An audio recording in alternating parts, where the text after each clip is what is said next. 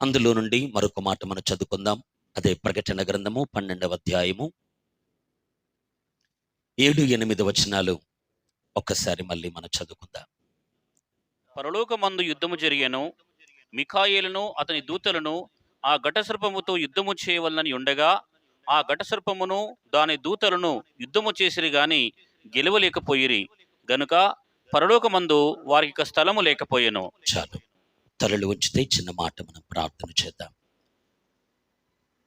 ప్రేమ కలిగిన పరలోకమందున్న మమ్మల్ని కన్న తండ్రి, ఈ రాత్రికాల సమయమందు నీ పిల్లలము, నీ ప్రజల ప్రభువా, మేమందరము మరొక్కసారి నీ కృపాసనానికి చేరుకుని ఉన్నాం తండ్రి. చదువుబడి వాక్య భాగాన్ని నీ సముఖములో మేము అయ్యా పట్టి ఉన్నాం.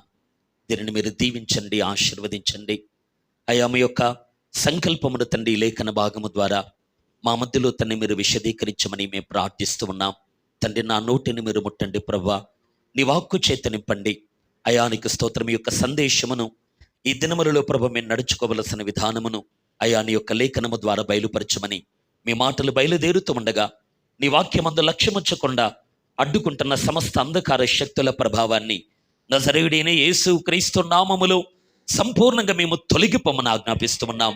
కన్న తండ్రి, ప్రతి ఆటంకాన్ని దూరం చేసి నాతో మాతో ఈ వాక్య భాగము ద్వారా మాట్లాడమని యేసు నామములో ప్రార్థిస్తున్నాను తండ్రి, ఆమేన్.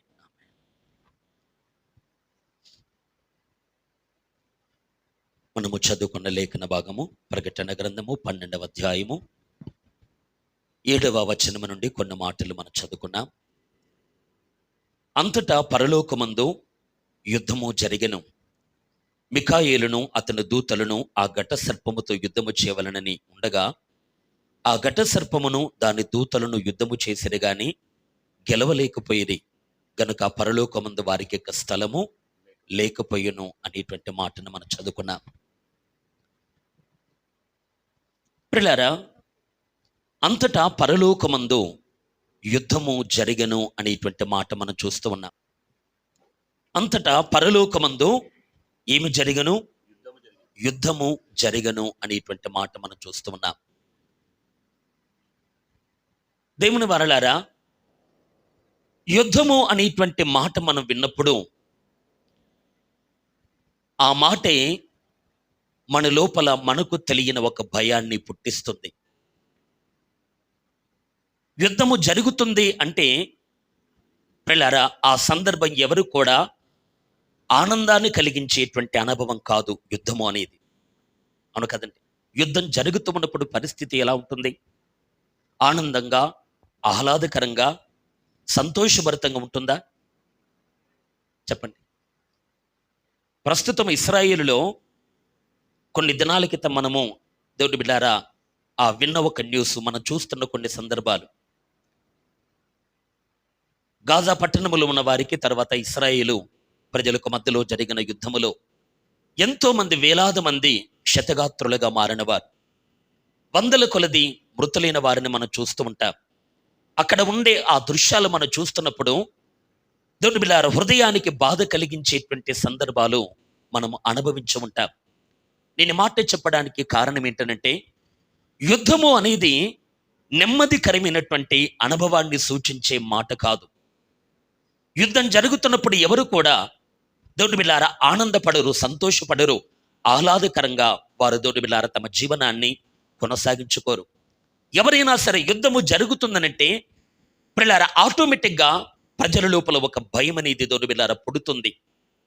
యుద్ధము ఆస్తి నష్టాన్ని కలిగిస్తుంది. యుద్ధము ప్రాణ నష్టాన్ని కలిగిస్తుంది. యుద్ధము సమాజములు, దేశములు నెలకొన్న అశాంతిని, నెమ్మదిని దూరం చేస్తుంది ఈ యుద్ధం. యేసు ప్రభంటాడి ప్రియులారా, ప్రభు రాకడి దినములలో ప్రభన్నాడు, నా రాకడకు జరిగే సూచనలో ఒక సూచన ఏంటంటే యుద్ధములు, యుద్ధ సమాచారాలు మీరు చూస్తారు, వింటారు అన్నాడు ప్రభు. ప్రభు రాబోతున్న ఈ దినములలో ఏం జరుగుతాయట? యుద్ధములు చూస్తామట, యుద్ధ సమాచారాలు మనం వింటామట. అట్లయితే ప్రపంచ చరిత్రలో యుద్ధం అనేది దేవుని బిడ్డలారా లేని ఒక కాలం అంటూ లేదు. అది క్రీస్తుకు ముందున్న కాలం కావచ్చు, క్రీస్తు తర్వాత ఉన్న ఈ కాలం కావచ్చు. ప్రపంచ చరిత్రలో ఏ దేశానైనా మీరు చూడండి, ప్రియులారా, యుద్ధము లేని రాజులు లేరు, యుద్ధము లేని ఒక కాలము లేదు అనేది చరిత్ర చెప్పేటువంటి ఒక సత్యం. అంటే ప్రతి కాలములో యుద్ధములు జరుగుతూ ఉన్నాయి. మరి యేసు ప్రభు ఏమంటున్నాడు? నా రాకడ సమయంలో యుద్ధాలు జరుగుతాయి అని కొత్తగా మాట్లాడుతున్నాడు. యుద్ధములు లేకపోతే యుద్ధాలు జరుగుతాయి అని చెప్పొచ్చు, కానీ యుద్ధాలు జరుగుతూనే ఉన్నాయి కదా, అవును కదా? యుద్ధాలు లేని కాలం ఉందా చెప్పండి? బైబిల్లో దేవుని బిడ్డలారా, నేను కొన్ని దినాల క్రితం చెప్పినట్టుగా దేవుడు అబ్రహాము సంతతిని గూర్చి మాత్రమే పరిశుద్ధ లేఖనాలలో ఎక్కువ సంగతులు నిక్షిప్తమై ఉండేట్టుగా దేవుడు చూశాడు. ఇంకా చాలా మంది ప్రజలు బైబిల్ గ్రంథములో ప్రస్తావించబడలేదు, అవునంటారే కదా? ఆదాము వంశావళిలో షైతును దేవుడు ఎన్నుకున్నాడు. అతనిలో నుండి హనోకు వచ్చాడు, అతనిలో నుండి నోవహు వచ్చాడు, అతనిలో నుండి అబ్రహాం వచ్చాడు. అంటే దేవుడు అబ్రహాము సంతతిలో వచ్చిన ఒక వింగను మాత్రం, అంటే ఒక కొమ్మను మాత్రమే దేవుడు బైబిల్ గ్రంథములో వారి చరిత్రను, వారి వంశావళిని దేవుడు లిఖించాడు. ఇంకా ఎంతో మందిని దేవుడు విడిచిపెట్టాడు. దానికి కారణం ఏంటనంటే యేసు క్రీస్తు ఈ సంతానములో రాబోతున్నాడు అని ముందు ఎరిగిన దేవుడు అబ్రహాము సంతానాన్ని దేవుడు హైలైట్ చేసినట్టుగా మనకు లేఖనాలు జ్ఞాపకం చేస్తాయి. నేను చెప్పే మాట ఏంటనంటే ప్రియులారా, కేవలము ఇశ్రాయేలీల చరిత్ర మాత్రమే ఎంతో ఎక్కువగా పరిశుద్ధ గ్రంథం మనకు దేవుడి బిడ్డలారా చాలా తేటగా వివరిస్తూ ఉంది. వీరు మాత్రమే కాదు, ప్రపంచ జనాభా ఇంకా మిగతా వారు కూడా కోట్ల కొలది మనుష్యులు దేవుడి బిడ్డలారా బైబిలులో ప్రస్తావించబడిన వారు చాలా మంది ఉన్నారు. నేను మాట చెప్పడానికి ఉద్దేశం ఏంటంటే సమస్త ప్రజల మధ్యలో యుద్ధాలు జరుగుతూనే ఉన్నాయి. అన్ని కాలములలో యుద్ధ భీతి అనేది మానవాళిని పట్టుకుంటూనే ఉంది.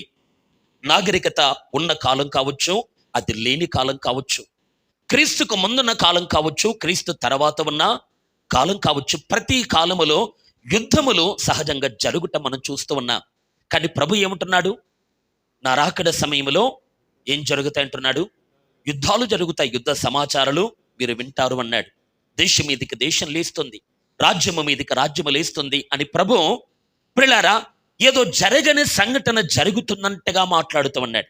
అప్పటి వరకు యుద్ధాలు లేకపోతే యుద్ధాలు జరుగుతాయి అని చెబితే ఒక అర్థం ఉంటుంది. ఆల్రెడీ యుద్ధాలు ఉన్నాయి కదా, అవును కదా? అప్పటి వరకు యుద్ధాలు ఉన్నాయి లేవండి? యుద్ధాలు ఉన్నాయి. అయినా ఏమంటున్నాడు? నా రాకడ సమయంలో యుద్ధ సమాచారాన్ని మీరు వింటారు అన్నాడు. అంటే దాని అర్థం ఏంటంటే అన్ని కాలములలో యుద్ధాలు ఉన్న మాట వాస్తవమైనప్పటికీ ప్రభు రాకడ దినములు దగ్గర పడుతున్నప్పుడు మునుపు లేనండి యుద్ధాలు ఈ దినములలో జరుగుతాయి అని బైబిల్ చెప్తున్న సత్యం. అప్పుడు యుద్ధాలున్నాయి, ఇప్పుడు యుద్ధాలున్నాయి.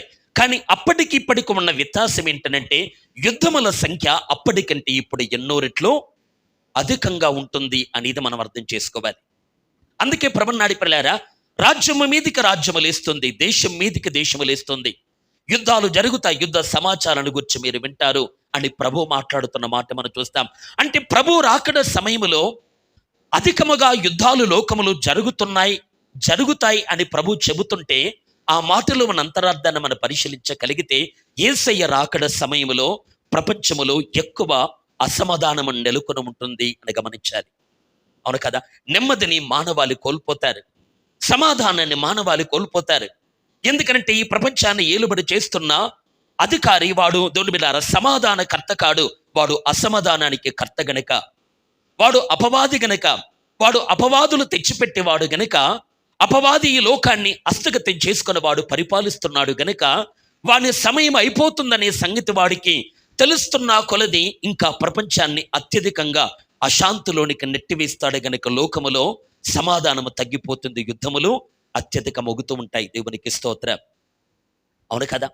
నేను మాట ఎందుకు చెబుతున్నాను అనంటే ప్రభు రాకడ దినములు దగ్గర పడుతున్న కొలది యుద్ధాలు అధికమవుతూ ఉన్నాయి. అసమాధానం అనేది ప్రపంచ మానవాళిని పట్టి పీడిస్తూ ఉంది. నెమ్మది అనేది లేని ఒక స్థితి దేవుని బిడ్డలారా లోకములో వ్యాప్తి చెందుతుంది అంటుంది పరిశుద్ధ గ్రంథం. అట్లయితే యుద్ధము అనే మాట మనకేం పుట్టిస్తుంది?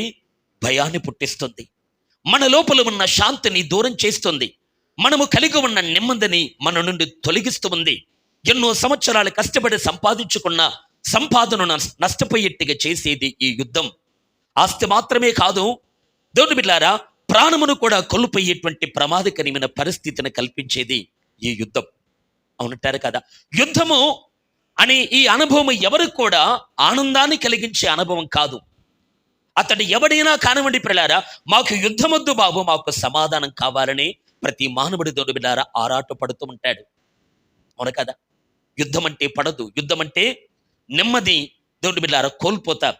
అయితే ఈ లోకములో ఇటువంటి దేవుని బిడ్డలారా యుద్ధాలు జరుగుతున్నాయి అంటే దానికి ఒక అర్థం ఉంది. కానీ మనం చదువుకున్న వాక్యములో ఎక్కడ యుద్ధము జరుగుతుందట? అంతటా పరలోకమందు యుద్ధము జరిగను. దేవునికి స్తోత్ర. ఇప్పటి వరకు నేను చెప్పిన సమాచారము భూమి మీద జరిగే యుద్ధాలను గుర్చిన సమాచారం. ఈ భూమి మీద సాతాను ఏలుతున్నాడు గనుక వాడు అపవాదులు తెచ్చిపెట్టేవాడే తప్ప వాడు సమాధానానికి కర్త వాడు కాడు గనుక, వాడు అశాంతిని పుట్టించేవాడు, వాడు దేవుని బిడ్డలారా దేవునికి విరోధులుగా మార్చేవాడు గనుక, వాడు ఈ లోకాన్ని ఏలుతున్నాడు గనక, వాడు ఈ లోకానికి అధికారి గనక వాడు ఏం చేస్తూ ఉన్నాడు? యుద్ధాలను మాటిమాటికి దేవుని బిడ్డలారా కలగడానికి వాడు కారకుడుగా మారుతూ ఉన్నాడు. ఈ లోకం మీద వాడున్నాడు గనక ఇక్కడ యుద్ధాలు ఉన్నాయంటే దానికి ఒక అర్థం ఉంది. కానీ మనం చదువుకున్న వాక్యంలో ఎక్కడ యుద్ధము జరుగుతుందట? పరలోకమందు యుద్ధము జరుగుతుంది. మనమందరము దేని కొరకు ఎదురు చూస్తున్నామండి? పరలోకం వెళ్ళడానికే కదా. అవును కదా. అందరూ చెవి తెరిచి ఆలకించాలి. మనందరి నిరీక్షణ ఏంటనంటే పరలోకానికి వెళ్ళాలని. నిజమేనా కాదా? ఈ లోకము అశాశ్వతం, ఈ జీవిత కాలము తాత్కాలికం. ఇది నిత్యమైన జీవితం కాదు, ఇది అనిత్యమైన జీవితం. నిత్యమైన జీవితం పరలోకంలో ఉంది. దేవునితో కూడా ఉండడానికి, ఆ పరలోక రాజ్యములోనికి, మహిమ ప్రపంచంలోనికి వెళ్ళడానికి మనమందరము ఎన్నో ఏండ్లుగా కష్టపడుతున్నాం, భక్తి చేస్తున్నాం, ప్రయాసపడుతున్నాం మనం. అవును కదా. ఎక్కడికి వెళ్ళడానికి? ఆ పరలోకానికి వెళ్ళడానికి. మరి ప్రియులారా, తీరా ఎన్నో యుద్ధాలు కలిగిన ఈ లోకం, ఎంతో అసమాధానానికి కారణమైన ఈ లోకాన్ని విడిచిపెట్టి, యుద్ధ భీతుతో నింపబడుతున్న ఈ ప్రపంచాన్ని విడిచిపెట్టి పరలోకానికి వెళ్ళాలి అనుకుంటున్నా మనకు పరలోకంలో కూడా యుద్ధములు జరిగితే మరి అక్కడ ఉన్న పరిస్థితి ఏంటండి చెప్పండి? పరలోకంలో ఏముందట? పరలోకమందు కూడా యుద్ధం ఉందట. ఈ భూమి మీద యుద్ధాలు చూడలేక, ఈ భూమి మీద యుద్ధాన్ని బట్టి భీతిని దొరిబిలారా తట్టుకోలేక, ఈ భూ ప్రపంచంలో యుద్ధాలను బట్టి నెమ్మదిని కోల్పోయి, మనశ్శాంతిని కోల్పోయి, సమాధానాన్ని కోల్పోయి, యుద్ధము లేని సమాధానం మాత్రమే ఉండే, ఆనందం మాత్రమే ఉండే ఆ పరలోక రాజ్యమునికి వెళ్ళడానికి ఇంత ప్రయాసపడి, ఇంత కష్టపడి మన భక్తి జీవితాన్ని మనం కొనసాగిస్తూ ఉంటే బైబిల్ చెప్పే సందేశం ఏంటంటే, మనం వెళ్ళడానికి కోరుకుంటున్న ఆ పరలోకములో కూడా యుద్ధములు జరుగుతున్నాయి అంటుంది లేఖనం. హల్లెలూయా. ఇప్పుడు ఎక్కడ యుద్ధాలు జరుగుతున్నాయట? పరలోకమందు. మరి పరలోకమందు కూడా యుద్ధం జరిగితే అక్కడ కూడా భూమి మీద ఉన్న పరిస్థితి కదా ఉండేది మరి. అవును కదా. యుద్ధం అంటే భయమును పుట్టించే అనుభవం. యుద్ధం అంటే నెమ్మదిని పోగొట్టుకునేట్టుగా చేసే పరిస్థితి. యుద్ధం అంటే రక్తపాతం. యుద్ధం అంటే ప్రాణ నష్టం. యుద్ధం అంటే ఆస్తి నష్టం. యుద్ధం అంటే దేవుని బిడ్డలారా నెమ్మదిని పరిపూర్ణంగా కోల్పోయేటువంటి అనుభవం. ఇలాంటి యుద్ధాలు ఈ లోకములో ఉన్నాయి. అయితే పరలోకానికి వెళ్ళడానికి కోరుకుంటున్న మనకు బైబిల్ చెప్తున్న సందేశం ఏంటంటే, మనం చదువుకున్న వాక్యంలో అంతటా పరలోకమందు కూడా యుద్ధము జరుగుతుంది అంటుంది లేఖనం. ఎక్కడ జరుగుతుందట యుద్ధం? పరలోకమందు. ఏంటండి? పరలోకంలో నెమ్మది ఉండాలి కదా. పరలోకంలో పరిశుద్ధాత్మ యందలి ఆనందం ఉండాలి కదా. పరలోకంలో నీతి సమాధానం ఉండాలి కదా. పరలోకములో ఆకలి లేదు, దప్పిక లేదు, వేదన లేదు, రోగము లేదు, శపితమైంది ఏదే లేదు. పరలోకంలో ఏముందనంటే నిత్య సంతోషము, నిత్య ఆనందం పరలోకంలో ఉంటే, ప్రియులారా మరి పరలోకం అంటే ఇవి ఉంటాయి అని మనం చాలాసార్లు వింటూ ఉన్నాం. అవును కదా. పరలోకంలో ఏముంటాయని మనం విన్నామండి. అక్కడ ఆకలి లేదు, దప్పిక లేదు, వేదన లేదు, రోగము లేదు, శాపం లేదు, చీకటి లేదు, మరణం లేదు. ఇవన్నీ మనం వింటున్నామా లేదా? అది ఆనందకరమైన దేశం. అది బంగారపు వీధులతో ఉన్న పట్టణం. అది వజ్రాలతో, వైడూర్యాలతో, మణులతో, మాణిక్యాలతో, పెద్ద పెద్ద ముత్యాలతో కట్టబడ్డ భవనాలతో కూడుకున్న ఒక మహిమ సామ్రాజ్యమని పరలోకాన్ని గురించి ఎన్నో సందేశాలు మనం వింటూ ఉన్నాం. అట్లయితే పరలోకం అంటే ఆనందమని, సంతోషమని, దేవుని బిడ్డలారా నీతి అని, నిజాయితీ అని, ఆకలి దప్పిక లేని ఒక దేవుని బిడ్డలారా సంతోషభరితమైనటువంటి రాజ్యమని పరలోకాన్ని గురించి మనం వింటూ ఉంటే, మరి ఆ పరలోకమందు కూడా యుద్ధాలు జరిగితే ఏంటండి, అక్కడికి వెళ్ళడం మేలా, ఇక్కడ ఉండడం మేలా? చెప్పండి. అక్కడ యుద్ధాలు ఉన్నాయి, ఇక్కడ యుద్ధాలు ఉన్నాయి, అవునా కదా? అక్కడ యుద్ధాలు లేవనుకున్నాం, ఆఖరి లేదనుకున్నాం, దప్పిక లేదనుకున్నాం, అక్కడ అసమాధానం లేదనుకున్నాం. కానీ బైబిల్ ఏముంటుందనంటే ఒక భీకర యుద్ధం జరుగుతుంది పరలోకమందు, అవును కదా? గమనించాలి దేవుని వారలారా, ఎవరి వరకు యుద్ధాలు? పరలోకమందున్న దేవదూతలకు, సాతానుకు, వారికి చెందిన దురాత్మలకు మధ్యలో యుద్ధాలు. దేవునికి స్తోత్రం. ఒక్కొక్క దేవదూత శక్తి ఎంత చెప్పండి?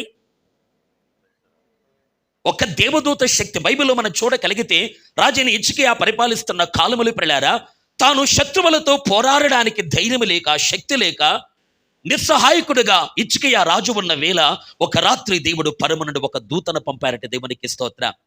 ఆ దూత శత్రు దండులోనికి ప్రవేశించి ఒక రాత్రి ఎంతమందిని చంపేసిందట? 1,85,000 మందిని చంపేసింది. దేవునికి స్తోత్రం.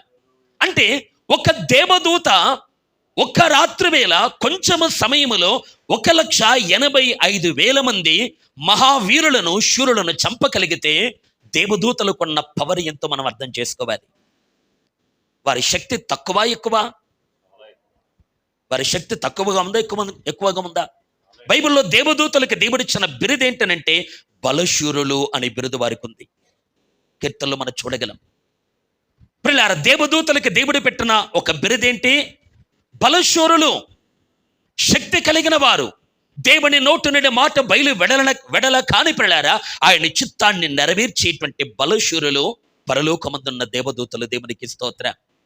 అట్లయితే అలాంటి మహాపరాక్రమము కలిగిన ఆ దూతలు దేవుని బిడ్డలారా 1,85,000 మందిని మాత్రమే కాదు, ఇంకా ఎన్నో లక్షల మందిని కొద్ది సమయములో చంపగలిగిన దేవుని బిడ్డలారా శక్తి సంపన్నులైన ఆ దూతలు పరలోకంలో పోరాడుతుంటే ఆ పరిస్థితి మీరు ఊహించుకోండి ఎలా ఉంటుందో. ఎట్లా ఉంటుందండి? మనం పోరాడితే ఎలా ఉంటుంది? మనం పోరాడితే రాళ్ళు విసురుకుంటాం, మనం పోరాడితే దేవుని బిడ్డలారా ఈటలు విసురుకుంటాం, మనం పోరాడితే బాణాలు వేసుకుంటాం, అవును కదా? కానీ బైబిల్లో మనం చూడగలిగితే నెఫీలీలు అనబడుతున్న వారు కనబడతారు. వాళ్ళు చాలా ఎత్తైన వారట. ఒక 40 అడుగుల ఎత్తైన ఆజానుబాబులు పోరాడుకుంటే ఎలా ఉంటుందండి? ఎట్లా ఉంటుంది చెప్పండి? నేను చెప్పే మాట మీకు అర్థమవుతుందా? మనం పోరాడితే రాళ్ళతో కొట్టుకుంటాం, ఈటలతో కొట్టుకుంటాం, బాణాలతో కొట్టుకుంటాం, అవును కదండి? కర్రతో కొట్టుకుంటాం. ఈ విధంగా చిన్న చిన్న వాటితో మనం కొట్టుకుంటాం. మన పోరాటం ఎలా ఉంటుంది? కానీ 40-45 అడుగుల ఎత్తు ఉన్న ఆజానుబాబులు, 40 అడుగుల ఎత్తంటే దాదాపు ఒక 4 లేదా 5 అంతస్తుల భవనం ఎంత ఎత్తుంటుందో అంత ఆజానుబాబులు బైబిల్లో ప్రస్తావించబడ్డారు. మరి వారు కొట్టుకుంటే ఎట్లా ఉంటుంది పరిస్థితి? వారు పెద్ద పెద్ద కొండల్ని చిన్న రాళ్ల వలె విసిరేసుకుంటారు. దేవునికి స్తోత్రం. అవును కదా? 100, 200, 300 సంవత్సరాల వయస్సు కలిగిన వటవృక్షాలు ఏవైతే ఉన్నాయో వాటిని ఒక గడ్డిపోచలాగా పీకేసి విసిరేసుకుంటారు.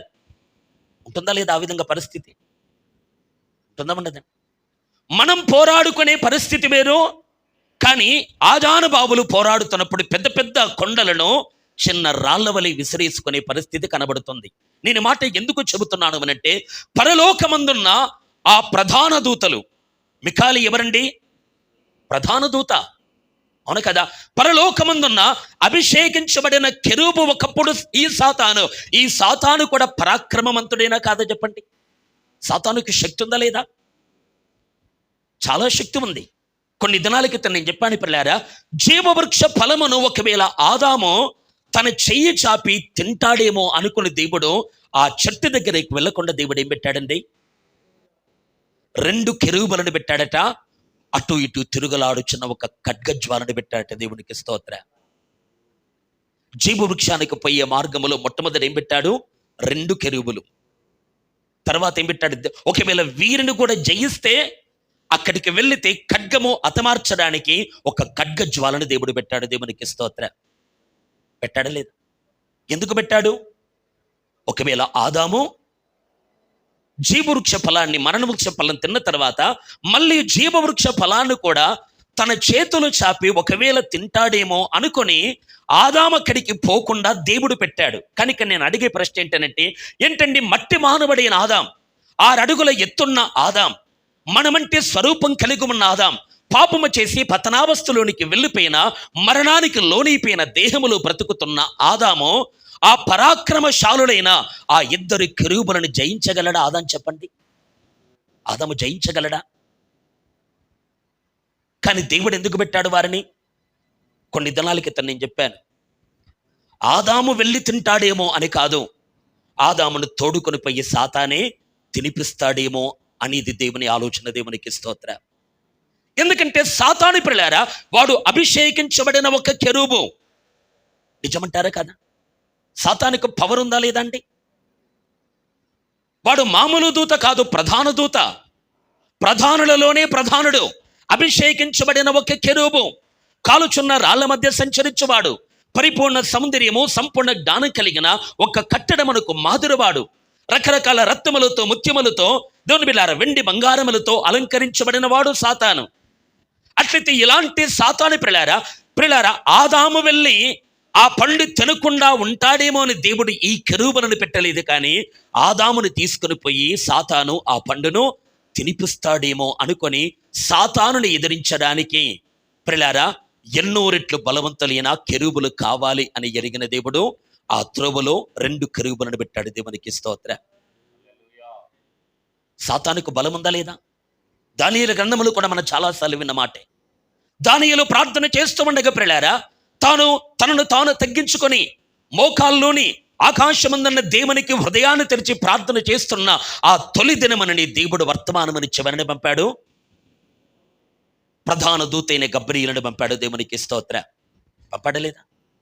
తాను ఉపవాసం ఉండి 70 సంవత్సరాలు అంతం కాబోతున్నాయి ప్రభా, మా ప్రజల పరిస్థితి ఏంటి, మా దేశ పరిస్థితి ఏంటి, అయ్యా నీ వాగ్దానం ఏంటని దానియేలు దేవుని సన్నిధిలో ప్రార్థన చేస్తూ ఉండగా తాను ప్రార్థన చేయడానికి మోకరించిన ఆ దినమందే దేవుడు ప్రధాన దూతైన గబ్రియేలును పంపాడు. దేవునికి స్తోత్రం. కానీ ఎన్ని రోజులకు వచ్చాడు దూత? 21 రోజులకు వచ్చాడు. ఎందుకు? బస్సు లేట్ అయిందా? చెప్పండి. అక్కడ రాయబడ్డ మాట ప్రియులారా, పారసీకుల రాజ్యాధిపతి ఆకాశ మండలములో గబ్రియేలును అడ్డుకున్నాడు. దేవునికి స్తోత్రం. ఎవరు ఆటంకపరిచారు ఈ మహాదూతను? పారసీకుల రాజ్యాధిపతి. దేవునికి స్తోత్రం. అంటే గమనించండి దేవుని వారలారా, సాతాను సైన్యములో ఉన్న ఒక అధికారం కలిగిన దూత గబ్రియేలును ప్రియులారా 21 దినాలు ఆకాశ మండలములో ఎదిరించి నిలబడగలిగాడు అనంటే ఆ పారసీకుల రాజ్యాధిపతిని జయించలేకపోయాడు గబ్రియేలు. ఒక మాటలో చెప్పాలంటే, అంటే గబ్రియేలు కంటే కూడా ఎవరు బలవంతుడు? పారసీకుల రాజ్యాధిపతి. అక్కడ పారసీకుల రాజ్యాధిపతి అంటే అక్షరార్థమైన రాజ్యాన్ని ఏలుతున్న రాజు అని కాదు, కానీ ఆ పారసీక సామ్రాజ్యం మీద ఏలుబడి చేస్తున్న ఒక అంధకార శక్తి. దేవునికి స్తోత్రం. అవును కదా? నేను ఈ మాటలు చెప్పడానికున్న కారణం ఏంటంటే దేవుని వారలారా, పారసీకుల రాజ్యాధిపతి అని పిలువబడుతున్న ఒక పడద్రోయబడిన దేవదూతే గబ్రియేలును 21 దినములు 3 వారములు ప్రియులారా ఆకాశ మండలములో కదలకుండా ఆపేశాడు. ఇక జయించలేకపోతున్నాడు గనక, గబ్రియేలు పారసీకుల రాజ్యాధిపతిని ఓడించలేకపోతున్నాడు గనక అతనికి సహాయం చేయుటకు మిఖాయిలు వచ్చారట. ఎవరు వచ్చారండి?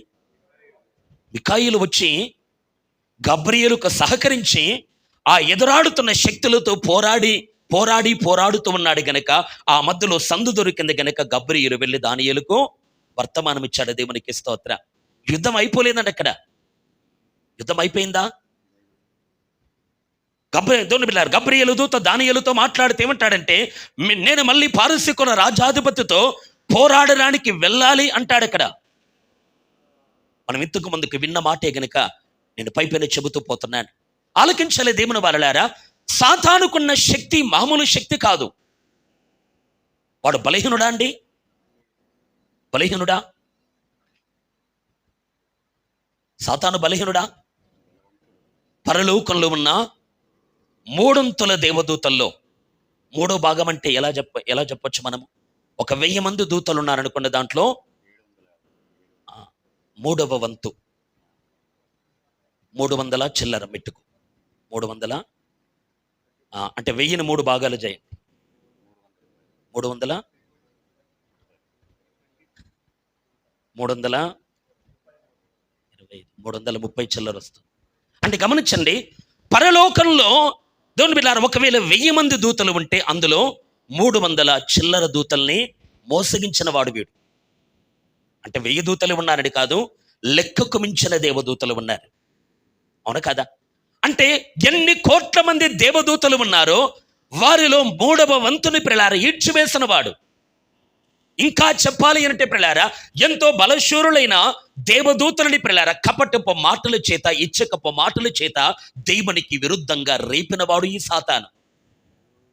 అవునంటారు కాదు?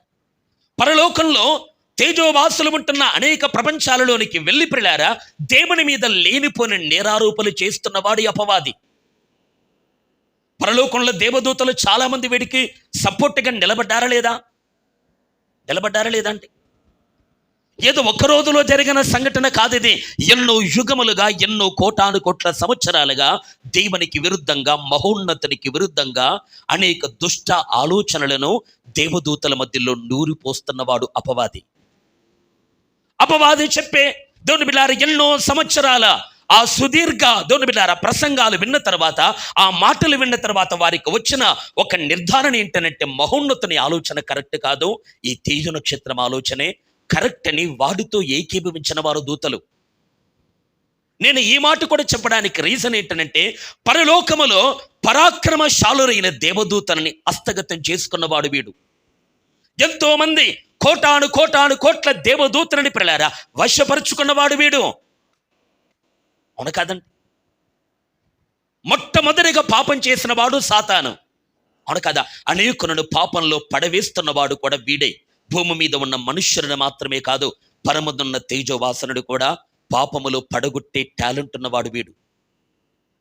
అంటే నేను ఈ మాటలు చెప్పడం వెనకాల ఉన్న ఉద్దేశం ఏంటంటే ఇటువంటి పరాక్రమశాలైన సాతాను, మహాబలవంతుడైన మిఖాయేలు, ఇంకా లెక్కకు మించిన దేవుని బిడ్డలారా వేల కొలది కోట్ల కొలది దేవదూతలు ఆ పరలోకమందు యుద్ధమును చేస్తూ ఉండగా ఆ పరిస్థితి ఎలా ఉంటుంది ఊహించుకోండి మీరు. ఎట్లా ఉంటుందండి? అల్లకల్లోలంగా ఉంటుందా లేదా? 6 అడుగుల ఎత్తున్న మనమే, 5 అడుగుల ఎత్తున్న మనమే ఒకవేళ యుద్ధం చేయాల్సి వస్తే రాళ్లతో, రప్పలతో, దేవుని బిడ్డలారా చిన్న చిన్న బాణాలతో, ఈటలతో మనం దేవుని బిడ్డలారా ఎదుగు విసురుకుంటూ, దేవుని బిడ్డలారా కత్తులు పట్టుకొని పొరుచుకుంటూ, ఒకవేళ గన్స్ ఉంటే షూట్ చేసుకుంటూ ఎలా ఉంటుంది మన యుద్ధం? నేను ముందే చెప్పాను, 40-50 అడుగుల ఎత్తున్న ఆజానబావులు పోట్లాడితే ఎలా ఉంటుంది? కొండలను విసిరేసుకుంటారు, పెద్ద పెద్ద చెట్లను విసిరేసుకుంటారు. అవునా కాదా? అయితే వారికంటే కూడా మహాబలవంతుల దేవదూతల దేవునికి స్తోత్ర. అవును కదా? అక్కడ జరుగుతున్న యుద్ధం ఎంత అల్లకల్లోలంగా ఉంటుందో ఆలోచించండి. యుద్ధం జరుగుతుందా లేదా పరలోకంలో? ఎక్కడ జరుగుతుంది యుద్ధము? అంతటా పరలోకమందు యుద్ధము జరిగిన ఎవరెవరికి? మనలాంటి మనుష్యులకు కాదు, మనలాంటి బలహీనులకు కాదు. దేవుని బిడ్డలారా బలశూరుడు అని పేరు పొందిన మహాదూతలు, బలవంతుడు అని పేరు పొందిన సాతాను, దేవుని బిడ్డలారా ఎంతో శక్తివంతుడు, పరాక్రమశాలి అని పేరుగాంచిన దేవుని బిడ్డలారా కెరూబులు, సరాపులు పరలోకమందున్న ఆ మహాదూతలకు మధ్యలో ప్రియులారా సాతాను సైన్యానికి మధ్యలో ఆ పరలోకమందు ఒక భయంకరమైన యుద్ధము జరుగుతూ ఉన్న ఆ పరిస్థితిని ఒక్కసారి మీరు దేవుని బిడ్డలారా మీ తలంపుల్లో ఊహించుకున్న ఆ పరిస్థితి ఎలా ఉంటుందో. అలాంటి భీకర యుద్ధం ఎక్కడ జరుగుతుంది? పరలోకమందు. ఇప్పుడు చెప్పండి, అక్కడికి వెళ్ళటం మంచిదా, ఇక్కడే ఉండటం మంచిదా? చెప్పండి, అక్కడికి వెళ్ళటం మంచిదా, ఇక్కడ ఉండటం మంచిదా? వాళ్ళకు కూడా ఆయుధాలు ఉన్నాయి. దూసన ఖడ్గాన్ని చేత పట్టుకున్న దేవదూతల వాక్యంలో కనబడతారు. తేజస్ సంబంధమైన యుద్ధోపకరణాలు వారికి కూడా ఉన్నాయి. నేనంటున్న మాట ప్రియులారా ఈ భూమి మీదే భయంకరమైన యుద్ధాలు, ఈ భూమి మీదే అశాంతి, ఈ భూమి మీదే అలజడి, ఈ భూమి మీదే దేవుని బిడ్డలారా నెమ్మది లేని పరిస్థితి. అయ్యా ఇవన్నీ వదిలిపెట్టుకొని ఆ శాంతితో సమాధానముతో ఉన్న నీ రాజ్యానికి చేర్చుకో ప్రభు అని మనం ప్రార్థన చేస్తూ ఉన్నాం కదా ప్రియులారా. ఒకవేళ ఆ పరలోకాన్ని గురించి ఆలోచిస్తే అక్కడ ఇంతకంటే కూడా ఇంకా భయంకరమైన యుద్ధాలు. దేవునికి స్తోత్ర. నేను ఈ మాట చెప్పడం వెనకాల ఉన్న ఉద్దేశం అర్థం చేసుకోవాలి. పరలోకమందు యుద్ధము జరగను అంటే వాస్తవానికి పరలోకమందు ఎవరున్నారు? పరలోకమందు? యేసు ప్రభువన్నాడు పరలోకమందున్న ఏమని ప్రార్థన నేర్పించాడు? పరలోకమందున్న మా తండ్రి. అంటే పరమ తండ్రి ఎక్కడ ఉన్నాడట? పరలోకంలో ఉన్నాడట. అవును కదా? అంటే పరలోకమందు ఎవరున్నారు అనంటే సమీపించరాని తేజస్సులో వసించుచున్న అమరత్వం కలిగిన దేవుడు ఉన్నాడు. దేవునికి స్తోత్ర. అవును కదా? మహాశక్తి కలిగిన దేవుడు, మహాపరాక్రమము కలిగిన దేవుడు. ఈ మహాదూతలు, ఈ కెరూబులు, సెరాపులు ప్రియులారా ఏవైతే ఉన్నాయో, దేవుని బిడ్డలారా, మహిమ ప్రపంచాలు ఏవైతే ఉన్నాయో వాటన్నిటినీ ఈ మహోన్నతుడైన దేవుడు, ఈ సర్వశక్తి కలిగిన దేవుడు ప్రియులారా ఆయన మాటను పంపి వీటిని కలిగించాడు. దేవునికి స్తోత్ర. అంత గొప్ప దేవుడు పరలోకంలో ఉండగా ఆ దేవుని ముందు కుప్పిగంతులు వేస్తున్నారు ఈ సాతాను దూతలు. దేవునికి స్తోత్ర. పరలోకమందు ఎవరున్నారు? మహాదేవుడు ఉన్నాడు, మహోన్నతుడైన దేవుడు ఉన్నాడు. పరలోకమందున్న దేవుడు ఎక్కడ ఉన్నాడు అని అంటే సమీపించరాని తేజస్సులో ఆయన ఒక్కడే అమరత్వం కలిగిన వాడి వసిస్తున్నాడట. అలాంటి గొప్ప దేవుడు పరలోకమందు ఉండగా ఆ దేవుని ముందు కొట్టుకుంటున్నారు ఈ దూతలు. చెప్పండి,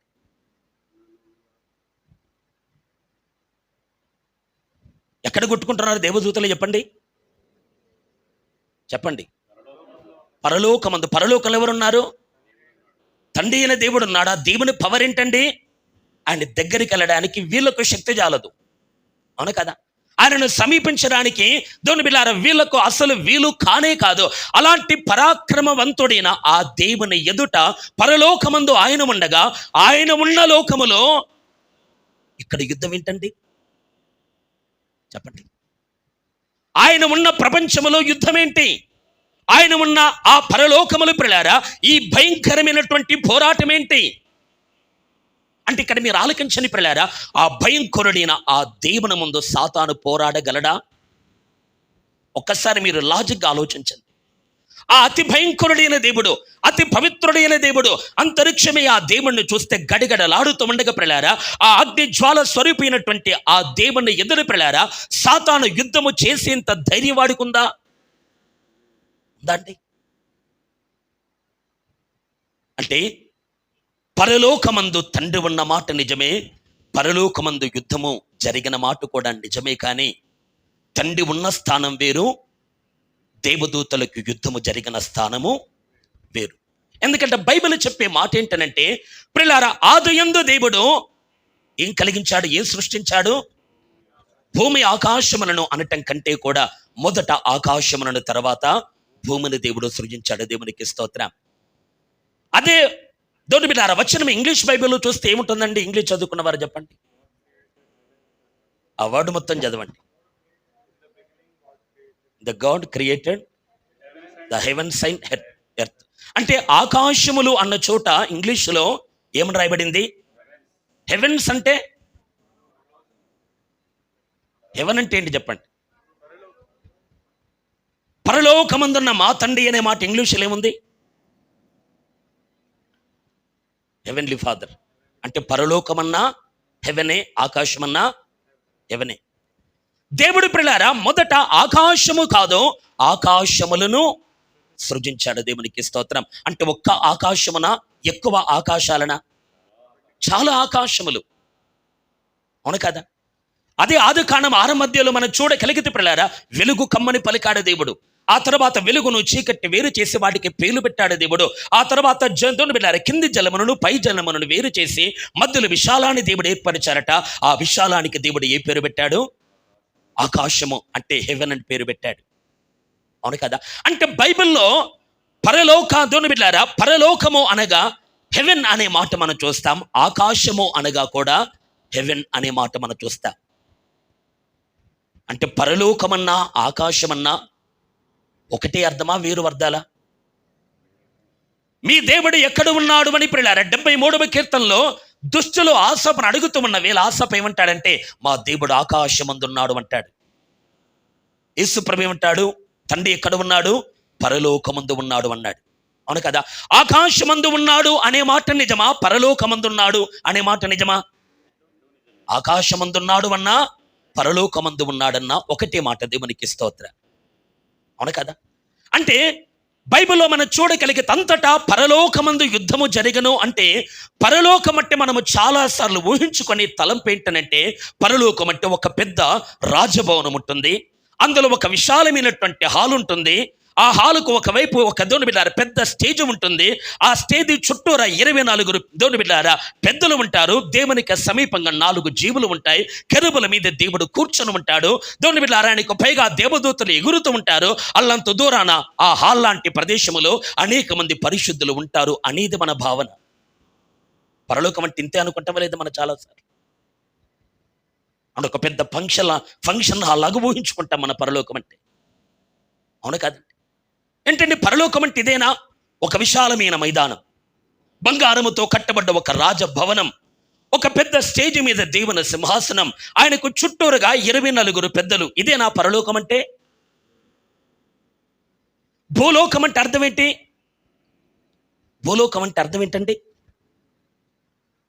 నేను ఇంతకుముందు కూడా ఒకసారి చెప్పినట్టు నాకు గుర్తు. భూలోకం అంటే అర్థం ఏంటి? భూలోకం అంటే అనేక వందల కొలది వీధులను కలిపేది ఒక గ్రామం. గ్రామం అంటే అర్థం ఏంటండి? విలేజ్ అంటే అర్థం ఏంటి? విలేజ్లో వందల కొలది వీధులు ఉంటాయి లేదా, గల్లీలు ఉంటాయి లేదా? అంటే అనేక గల్లీలతో కూడుకున్నది ఒక గ్రామం అయితే, అనేక గ్రామాలతో కూడుకున్నది ఒక తాలూకా లేదా మండలం, అనేక మండలాలతో కూడుకున్నది ఒక జిల్లా, అనేక జిల్లాలతో కూడుకున్నది ఒక రాష్ట్రం, అనేక రాష్ట్రాలతో కూడుకున్నది ఒక దేశం, వందల కొలది దేశాలతో కూడుకున్నది ఈ భూలోకం. అంతే కదా? భూలోకం అంటే ఇదేనా కదా? భూలోకం అంటే అందులో వందల కొలది దేశాలు ఉన్నాయి, వందల కొలది రాష్ట్రాలు ఉన్నాయి, వేల కొలది లక్షల కొలది మండలాలు ఉన్నాయి, కోట్ల కొలది గ్రామాలు ఉన్నాయి. దేవుని బిడ్డలారా లెక్క పెట్టడానికి వీలు లేనన్ని చిన్న చిన్న వీధులు గల్లీలు ఉన్నాయి. అంతేనే కదా? ఇది భూలోకం. అలాగే పరలోకం అంటే ఓ ఫంక్షన్ హాల్ కాదు. పరలోకం అంటే ఒక సువిశాల మైదానం కాదు. పరలోకం అంటే ఒక స్టేజ్ మీద సింహాసనం కాదు. పరలోకము అంటే ప్రియులారా బైబిల్లో మనం చూడగలిగితే ప్రియులారా భూమండలము ఉంది, వాయుమండలాలు కూడా ఉన్నాయి. వాయుమండల సంబంధమైన అధిపతి అని మనం చూస్తాం. అంటే బైబిల్లో భూమండలం ఉంది, ఏముంది? ఇంకా వాయుమండలం ఉంది. దానికి పైగా ఏముంది? మేఘమండలములు ఉన్నాయి. దానికి పైగా పరమండలాలు ఉన్నాయి. దానికి పైగా ఆకాశ మండలాలు ఉన్నాయి. దానికి పైగా శూన్య మండలములు ఉన్నాయి అంటుంది బైబిల్. అవును కాదండి? ఏమేమి ఉన్నాయి చెప్పండి? భూమండలం ఉంది, వాయుమండలం ఉంది, మేఘమండలం ఉంది, పరమండలం ఉంది, ఆకాశ మండలం ఉంది. ఆకాశ మండలం అంటే సింగులర్ వర్డ్ అని అనుకోకండి పిల్లారా, ఆకాశ మండలములు అని మనం చూస్తాం. బైబిల్లో రాయబడింది ఎబ్రీ పత్రికలో మనం చూడగలిగితే ఆకాశ మండలములన్నిటికంటే పైగా ఆయన వెళ్ళిపోయాడు. దేవునికి స్తోత్రం. ఆకాశ మండలములు బహువచనమా కాదా? యేసు ప్రభు ఎఫెసు పత్రిక 4లో మనం చూడగలిగితే పౌలు మాట్లాడుతాడు పిల్లారా, ఆయన దిగిపోయాడట. మొట్టమొదటికి ఎక్కడికి దిగిపోయాడంటే పాతాళానికి దిగిపోయి ఏం చేశారట? దయచేసి మాట చూడండి ఒకసారి. ఎఫెసీ పత్రిక 4వ అధ్యాయం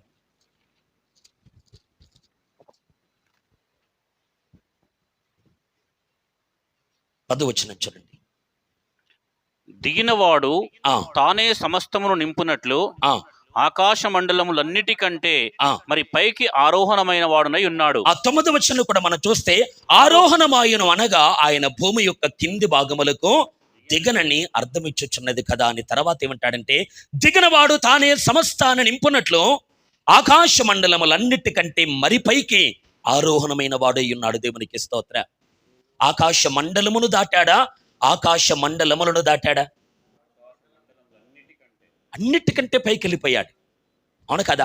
ఒక మండల్ అంటే దాని లోపల వందల కొలది గ్రామాలు ఉన్నట్టుగా ఆకాశ మండలము అంటే ఆ ఆకాశ మండలములో కోట్ల కొలది ప్రపంచాలు ఉన్నాయి అని గమనించాలి. దేవునికి స్తోత్ర. హల్లెలూయా. దేవుని వారలైన మీరు ఆలకించాల్సిన విషయం ఏంటంటే ఆదియందు దేవుడు ఆకాశములను సృజించాడు, భూమిని కలిగించాడు. ఆకాశములు అంటే బహువచనం. ఎన్నో ఆకాశములు అంటే ఒక్క మాటలో చెప్పాలంటే ప్రలారా ఎన్నో పరలోకాలను దేవుడు కలిగించాడా లేదా? ఆ ఆకాశములో నివాసులు ఉన్నారా లేదా అండి? ఆకాశ నివాసులారా అంటాడు. అవును కదా? ఆకాశ మండలమా చెవియొగ్గు అంటాడు దేవుడు. అంటే గమనించని ప్రలారా ఎన్నో ఆకాశములను ఆకాశ మండలములను దేవాతి దేవుడు కలిగించారట. ఎందుకు కలిగించాడండి? ఎందుకు కలిగించాడు? ఇప్పుడు నేను ఇక్కడ ఉన్నాననుకోండి, ఈ చర్చను పడగొట్టి దేవుని బిడ్డలారా ఒక 20 రూములు కట్టి ఒక 40 బాత్రూములు పెట్టి దేవుని బిడ్డలారా మేము నలుగురే ఉన్నాం అనుకోండి, ఎలా ఉంటుంది మీ పరిస్థితి? 40 బాత్రూములు కట్టుకున్నాం, 10 రూములు కట్టుకున్నాం, మేడ మేము కట్టుకున్నాం, ఎవరిని రానివ్వట్లేదు, మేము నలుగురేమి ఉన్నాం అనుకోండి, ఏమంటారు లోకం? ఏమంటారండి? పిచ్చోళ్ళు అంటారా లేదా? అంటే 40 బాత్రూములు కట్టితే ఒకవేళ కట్టాల్సి వస్తే ఎప్పుడు కడతాం? అంతమంది వాడుకునేట్టుగా ఉంటే కడతాం. 20 రూములు కట్టాల్సి వస్తే ఎప్పుడు కడతాం? ఆ 20 రూముల్లో ప్రజలు ఉండేట్టుగా ఉంటే కట్టుతాం. అలాగే నేను అంటాను, దేవుడు లెక్కకు మించిన ప్రపంచాలను కలిగించారట, లెక్కకు మించిన ఆకాశములను కలిగించారట. ఆకాశములు అంటే అర్థం ఏంటనంటే అవి నివాస స్థలములు అని అర్థం. దేవునికి స్తోత్రం. మరి వాటిని దేవుడు సృజించాడు అంటే ఎందుకు సృజించుకున్నాడు? ఒకవేళ దేవుడు ఒక్కడే ఉంటే, ఒకవేళ మనుష్యులు మాత్రమే ఉంటే ఈ ప్రపంచాలన్నీ దేవుడు కలిగిస్తున్నాయి. ముందు చెప్పినట్టుగా మేము నలుగురమే 40 బాత్రూములు కట్టుకున్నట్టు ఉంటుంది. దేవునికి స్తోత్రం. అనగా ఎట్లా ఉంటుందండి? దేవుడు అన్ని ప్రపంచాలు కలిగించాడు, ఎవరినీ చేయలేదనుకుని ఎలా ఉంటుంది? ఎట్లా ఉంటుంది? మన ఇంట్లో మనము డబుల్ బెడ్రూమ్ అని ఒక ఇల్లు కట్టుకున్నామంటే అర్థం ఏంటి?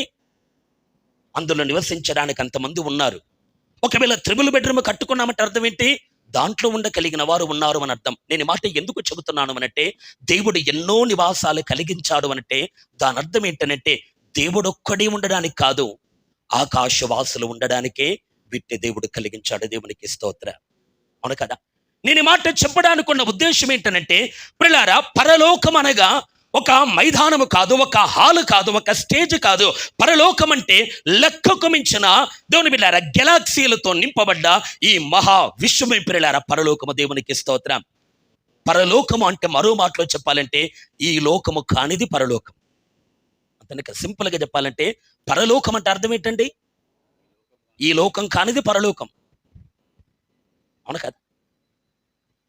పరాయి దేశస్థుడు అంటే అర్థం ఏంటి? ఈ దేశానికి చెందినవాడు కానోడు. అంతనే కదా? పరలోకం అంటే సింపుల్గా చెప్పాలంటే ఈ భూలోకం కానిది ఏదో అదే పరలోకం. అంటే వేరే లోకం. నేను చెప్పే మాట, వేరే లోకాలు, అనంతమైన లోకాలు ఉన్నాయా లేవా? ఉన్నాయా లేదండి?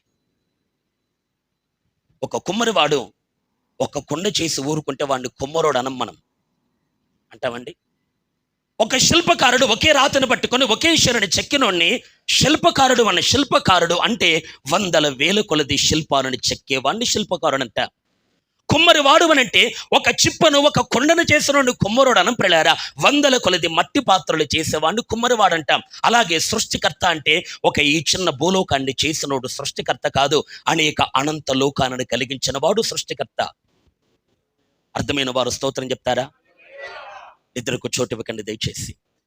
ఆకాశ నివాసాలు ఉన్నాయి, అనేక ప్రపంచాలు ఉన్నాయి, అనేక మహిమ కలిగిన సామ్రాజ్యములు ఉన్నాయి. ఒక్కొక్క ప్రపంచంలో ఉన్న కట్టుబాట్లు వేరు, ఒక్కొక్క ప్రపంచంలో ఉన్న విధులు విధానాలు వేరు, ఒక్కొక్క ప్రపంచంలో ఉన్న కట్టడలు ఆజ్ఞలు వేరు అనే మాట మనం గమనించాలి.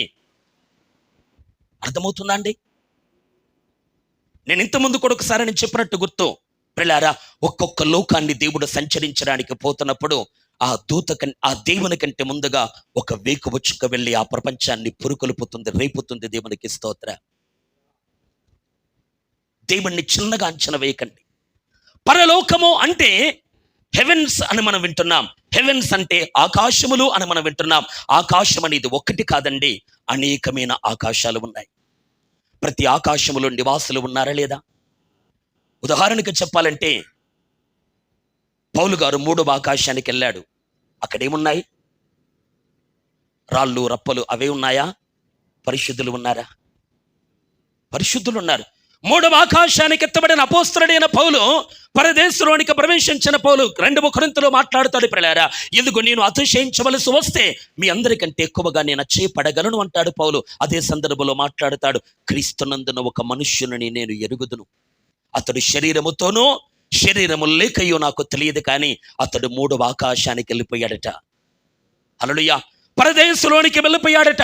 అక్కడ ఏ మనుష్యుడు మాట్లాడకూడని దేవుని బిడ్డలారా ఉన్నతమైన మాట్లాడే నీతిమంతులు అక్కడ ఉన్నారు, తేజో నివాసులు అక్కడ ఉన్నారు. దేవుని బిడ్డలారా మనుష్యుడు పలకకూడని మాటలు అక్కడ పలుకుతున్నారు అనే మాట పౌలు ప్రస్తావిస్తాడు. నేనంటున్న మాట, మూడవ ఆకాశం ఉంది అనంటే ఆ మూడవ ఆకాశములో నివాస స్థలాలు ఉన్నాయి, అందులో నివాసులు కూడా ఉన్నారు. మూడవ ఆకాశం ఉందంటే రెండవ ఆకాశం కూడా ఉంది, ఒకటవ ఆకాశం కూడా. కొంతమంది 7 ఆకాశాలు అంటారు. నేను దాన్ని నిర్ధారణ చేయలేను, కానీ నేను అంటున్న మాట, ఎన్నో ఆకాశాలను దేవుడు సృజించాడు. దేవునికి స్తోత్ర. ప్రతి నివాస స్థలములో దేవుని బిడ్డలారా దేవాతి దేవుడు నివాసులను సృజిస్తూ ఉన్నాడు. ఈ సృష్టి, ఈ ప్రాసెస్ పిల్లారా ఆగిపోలేదు, ఇంకా కొనసాగుతుంది. దేవునికి స్తోత్ర. దయచేసి ఒక మాట యోబు గ్రంథములో చూడండి. యోబు గ్రంథము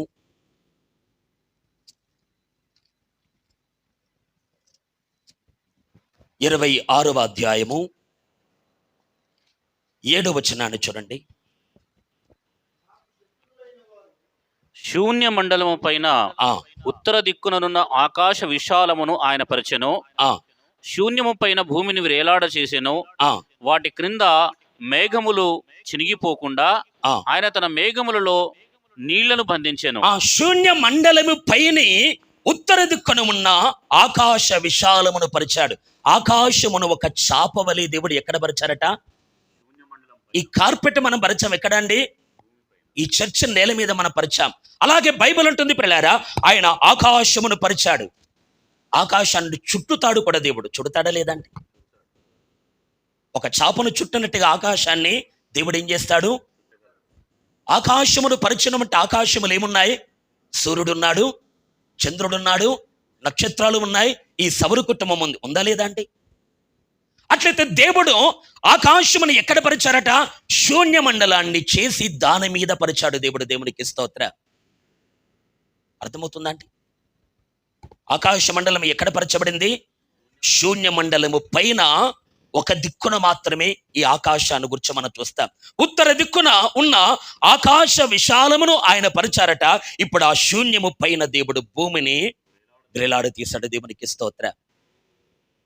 అదే యోబు గ్రంథము 9వ అధ్యాయాన్ని మనం చూడగలిగితే 9వ అధ్యాయం 8వ వచనాన్ని కూడా చూడండి.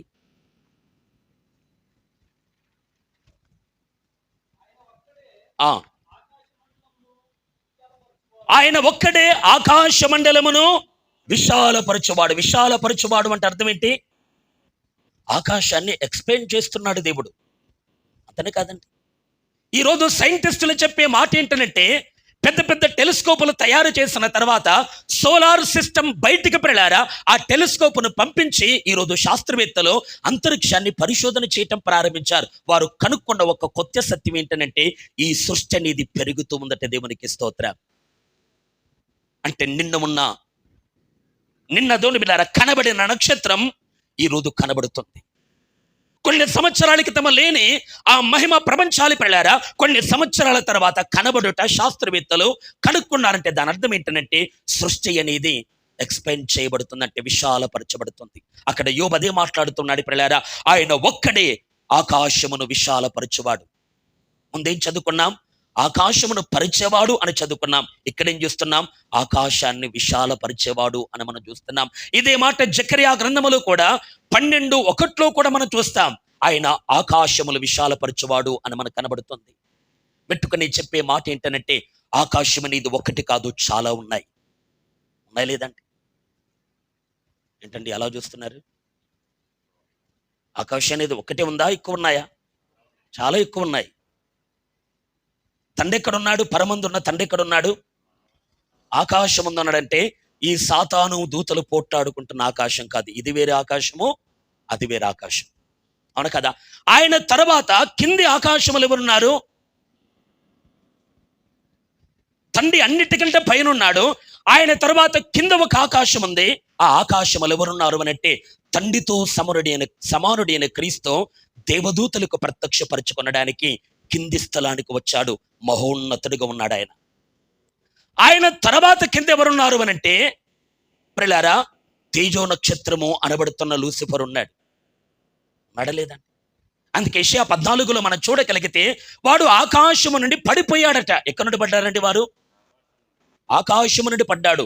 ఎందుకు పడ్డాడు? ఎందుకు పడ్డాడు? జారిపోయా? ఎందుకు పడ్డాడండి? అక్కడ మనం చూడగలిగితే 14వ అధ్యాయము, యెషయా గ్రంథం 14వ అధ్యాయము 13వ వచనాన్ని చూడండి. నేను ఆకాశంలోకి ఎక్కిపోయేదను, ఆ దేవుని నక్షత్రములకు పైగా నా సింహాసనమును హెచ్చింతును, ఆ ఉత్తర దిక్కునున్న సభాపర్వతం మీద కూర్చుందును, ఆ మేఘమండలం మీదకి ఎక్కుదును, ఆ మహోన్నతునితో నన్ను సమానునిగా చేసుకొందును అని నీవు మనస్సులో అనుకొంటివి కదా. చూడండి, నేను ఆకాశానికి ఎక్కిపోయేదను అనుకున్నాడు. అసలు వాడు ఉన్నది ఎక్కడ? వాడు ఉన్నది ఎక్కడ? పైన మనం చూడగలిగితే 11 చివరిలో కనబడుతుంది, తేజో నక్షత్రమా వేకువ చుక్క నీవెట్లు ఆకాశం నుండి పడితేవి. వాడు ఎక్కడ నుండి పడ్డాడట? ఆకాశం నుండి పడ్డాడట. ఎందుకు పడ్డాడంటే, ఈ ఆకాశం నాకొద్దు ప్రభా, పైన ఆకాశం కావాలనుకున్నాడు వాడు. అంతనే కదా, వాడు ఎందుకు పడ్డాడు? ఇప్పుడు ఈ టేబుల్కు 3 షెల్ఫ్స్ ఉన్నాయి. కింద ఒక సెల్ఫ్ ఉంది, మధ్యలో ఒకటి ఉంది, పైన ఒకటి ఉంది. సాతాను ఇక్కడ ఉన్నాడు అనుకోండి, కింద ఉన్నాడు అనుకోండి, వాడు ఏమనుకున్నాడు? అక్కడే ఉండకుండా నాకు పైన ఆకాశంలోనికి వెళ్తే బాగుండు అనుకున్నాడు. వాడు అనుకున్నాడు లేదు? అక్కడ రాయబడ్డ మాట మనం గమనిస్తాం ప్రియులారా, తేజో నక్షత్రమా వేకువ చుక్క నీవెట్లు ఆకాశము నుండి పడితివి అని మనం చూస్తాం. తర్వాత కింద మనకు కనబడుతుంది ప్రియులారా, నేను ఆకాశానికి ఎక్కిపోయేదను, దేవుని నక్షత్రములకు పైగా నా సింహాసనమును హెచ్చింతును, ఉత్తర దిక్కున ఉన్న సభా పర్వతం మీద కూర్చుందను, మేఘమండలం మీదకి ఎక్కుదును. మేఘమండలం మీదకి ఎక్కుదును అనే మాట మన దోనుబిలారా మూల భాషలో మనం చూడగలిగితే మేఘమండలం మీదికి ఇంకా దానికంటే పైకి ఎక్కుదును అనుకున్నారట వాడు. అవును కదా? అని ఇక్కడ సాతాను ఏం చేస్తున్నాడండి? వాడు నివసించడానికి ఒక ఆకాశం ఉంది, మహోన్నతుడైన యేసు నివసించడానికి ఒక ఆకాశం ఉంది. ఆ మహోన్నతుడైన యేసు కంటే పైన నివసించడానికి తండ్రికి ఒక ఆకాశం ఉంది. ఇవి అంతస్తులుగా ఉన్నాయి లేదా అండి? ఉన్నాయి లేదా? అర్థమవుతుందా? సాతాను ఏమనుకున్నాడు? ఆ ఆకాశానికి వెళ్ళాలంటే మేఘం మీదకి ఎక్కితే వెళ్తాను అని తెలుసు వాడికి. అవును కదా? మహోన్నతుడు ఉన్న ఆకాశానికి వెళ్ళాలంటే ఏ ట్రైన్ ఎక్కాలి? ఏ బండి ఎక్కాలి? మేఘవాహనాన్ని ఎక్కాలి. తెస్సలోనిక పత్రికలు కూడా అదే మనం చూడగలం ప్రియులారా, ఆకాశ మండలము యొద్దకు మేఘముల మీద మనము కొనిపోబడదమట. దేవునికి స్తోత్రం. ఆకాశములోనికి ఎలా కొనిపోబడతాం మనము? మేఘముల మీద. మొదటి తెస్సలోనిక పత్రిక 4లో మనం చూస్తాం. గమనించాలి దేవుని వారలారా, ప్రభు వచ్చినప్పుడు మృతులైన వారు మొదలలేస్తారు. ఆ మీదట సజీవులమైన మనము దేవుని బిడ్డలారా వారితో కూడా కలిసి మన ప్రభును ఎదుర్కొని ఎక్కడికి వెళ్తామంటే ఆకాశ మండలము పైకి మేఘముల మీద కొనిపోబడతా. కాగా సదాకాలం ప్రభువుతో ఉందము అనే మాట మనం చూస్తాం. అంటే ఆ ఆకాశములు ఎవరున్నారు? ఆకాశములు ఎవరున్నారు? మన ప్రభు ఉన్నాడు. దేవునికి స్తోత్రం. మహోన్నతుడు ఉన్నాడు. దేవునికి స్తోత్రం. అక్కడికి వెళ్ళాలి అని అంటే మేఘములు కావాలి గనక సాతాను ఏమంటాడంటే, నేను మేఘమండలాన్ని ఎక్కి అక్కడికి వెళ్తాను అనుకుంటున్నాడు. దేవునికి స్తోత్రం. అవును కదా? అంటే నేను చెప్పే మాట గమనించండి. తండ్రి ఉన్న స్థానం వేరు, కుమారుడు ఉన్న స్థానం. అంటే కుమారుడు అక్కడ ఉండగలడు, ఇక్కడ ఉండగలడు. దేవునికి స్తోత్రం. అవును కదా? మిగతా ఏ దేవదూతలకు లేని ఆధిక్యత యేసుకు ఉన్న ఆధిక్యత ఏంటనంటే, ఆయన దేవదూతల వంటి వాడిగా ఉండగలడు, తండ్రితో సమానుడిగా కూడా ఉండగలడు. దేవునికి స్తోత్రం. ఎవరు ఆ దేవుణ్ణి సమీపించలేరు, కానీ కుమారుడు మాత్రం తేలికగా వెళ్ళి రాగలడు. ఎందుకనంటే ఆయన ఎవరు? ఆయన కూడా సృష్టికర్తే గనక, ఆయన కూడా ఆది అంతములు లేనివాడే గనక, ఆయన కూడా ఉన్నవాడు అనవాడు గనక, ఆయన లేని కాలం అంటూ ఒకటి లేదు గనక ప్రియులారా, యేసు క్రీస్తు ప్రియులారా తండ్రితో ఉండగలడు. దేవుని బిడ్డలారా, సృష్టికి తండ్రిని కనపరచడానికి తనకు నియమించబడిన కింది స్థలం అనబడుతున్న ఆ మహోన్నతుడు ఉన్న ఆ చోట కూడా ఉండగలడు. అవును కదా? ఇప్పుడు సాతాను ఎక్కడ ఉన్నాడు? యేసయ్య కంటే ఇంకాస్త కింది స్థలములో ఉన్నాడు. వాడేమనుకుంటున్నాడు? నేను పైన ఆకాశానికి వెళ్ళాలంటే మేఘాలు ఎక్కాలి అనుకున్నాడు. కానీ ఆ ఆకాశాన్ని ఎవరికి ఇవ్వబోతున్నాడు దేవుడు? సంఘానికి ఇవ్వబోతున్నాడు. దేవునికి మహిమ. హల్లెలూయా. మహోన్నతులతో కూర్చుండేది మనం, ఆకాశ మండలాన్ని ఎక్కేది మనం, ప్రియులారా యేసుతో పాటు కూర్చునేది మనం. అక్కడికి వెళ్ళడానికి ప్రియులారా సాతాను ఏ మేఘమును ఎక్కాలి అనుకున్నాడు, ఆ మేఘమును దేవుడు మన కొరకు పంపబోతున్నాడు. దేవునికి మహిమ. మేఘముల మీద ఆకాశ మండలానికి కొనుపోబడదు. దేవునికి మహిమ కలుగునుగాక.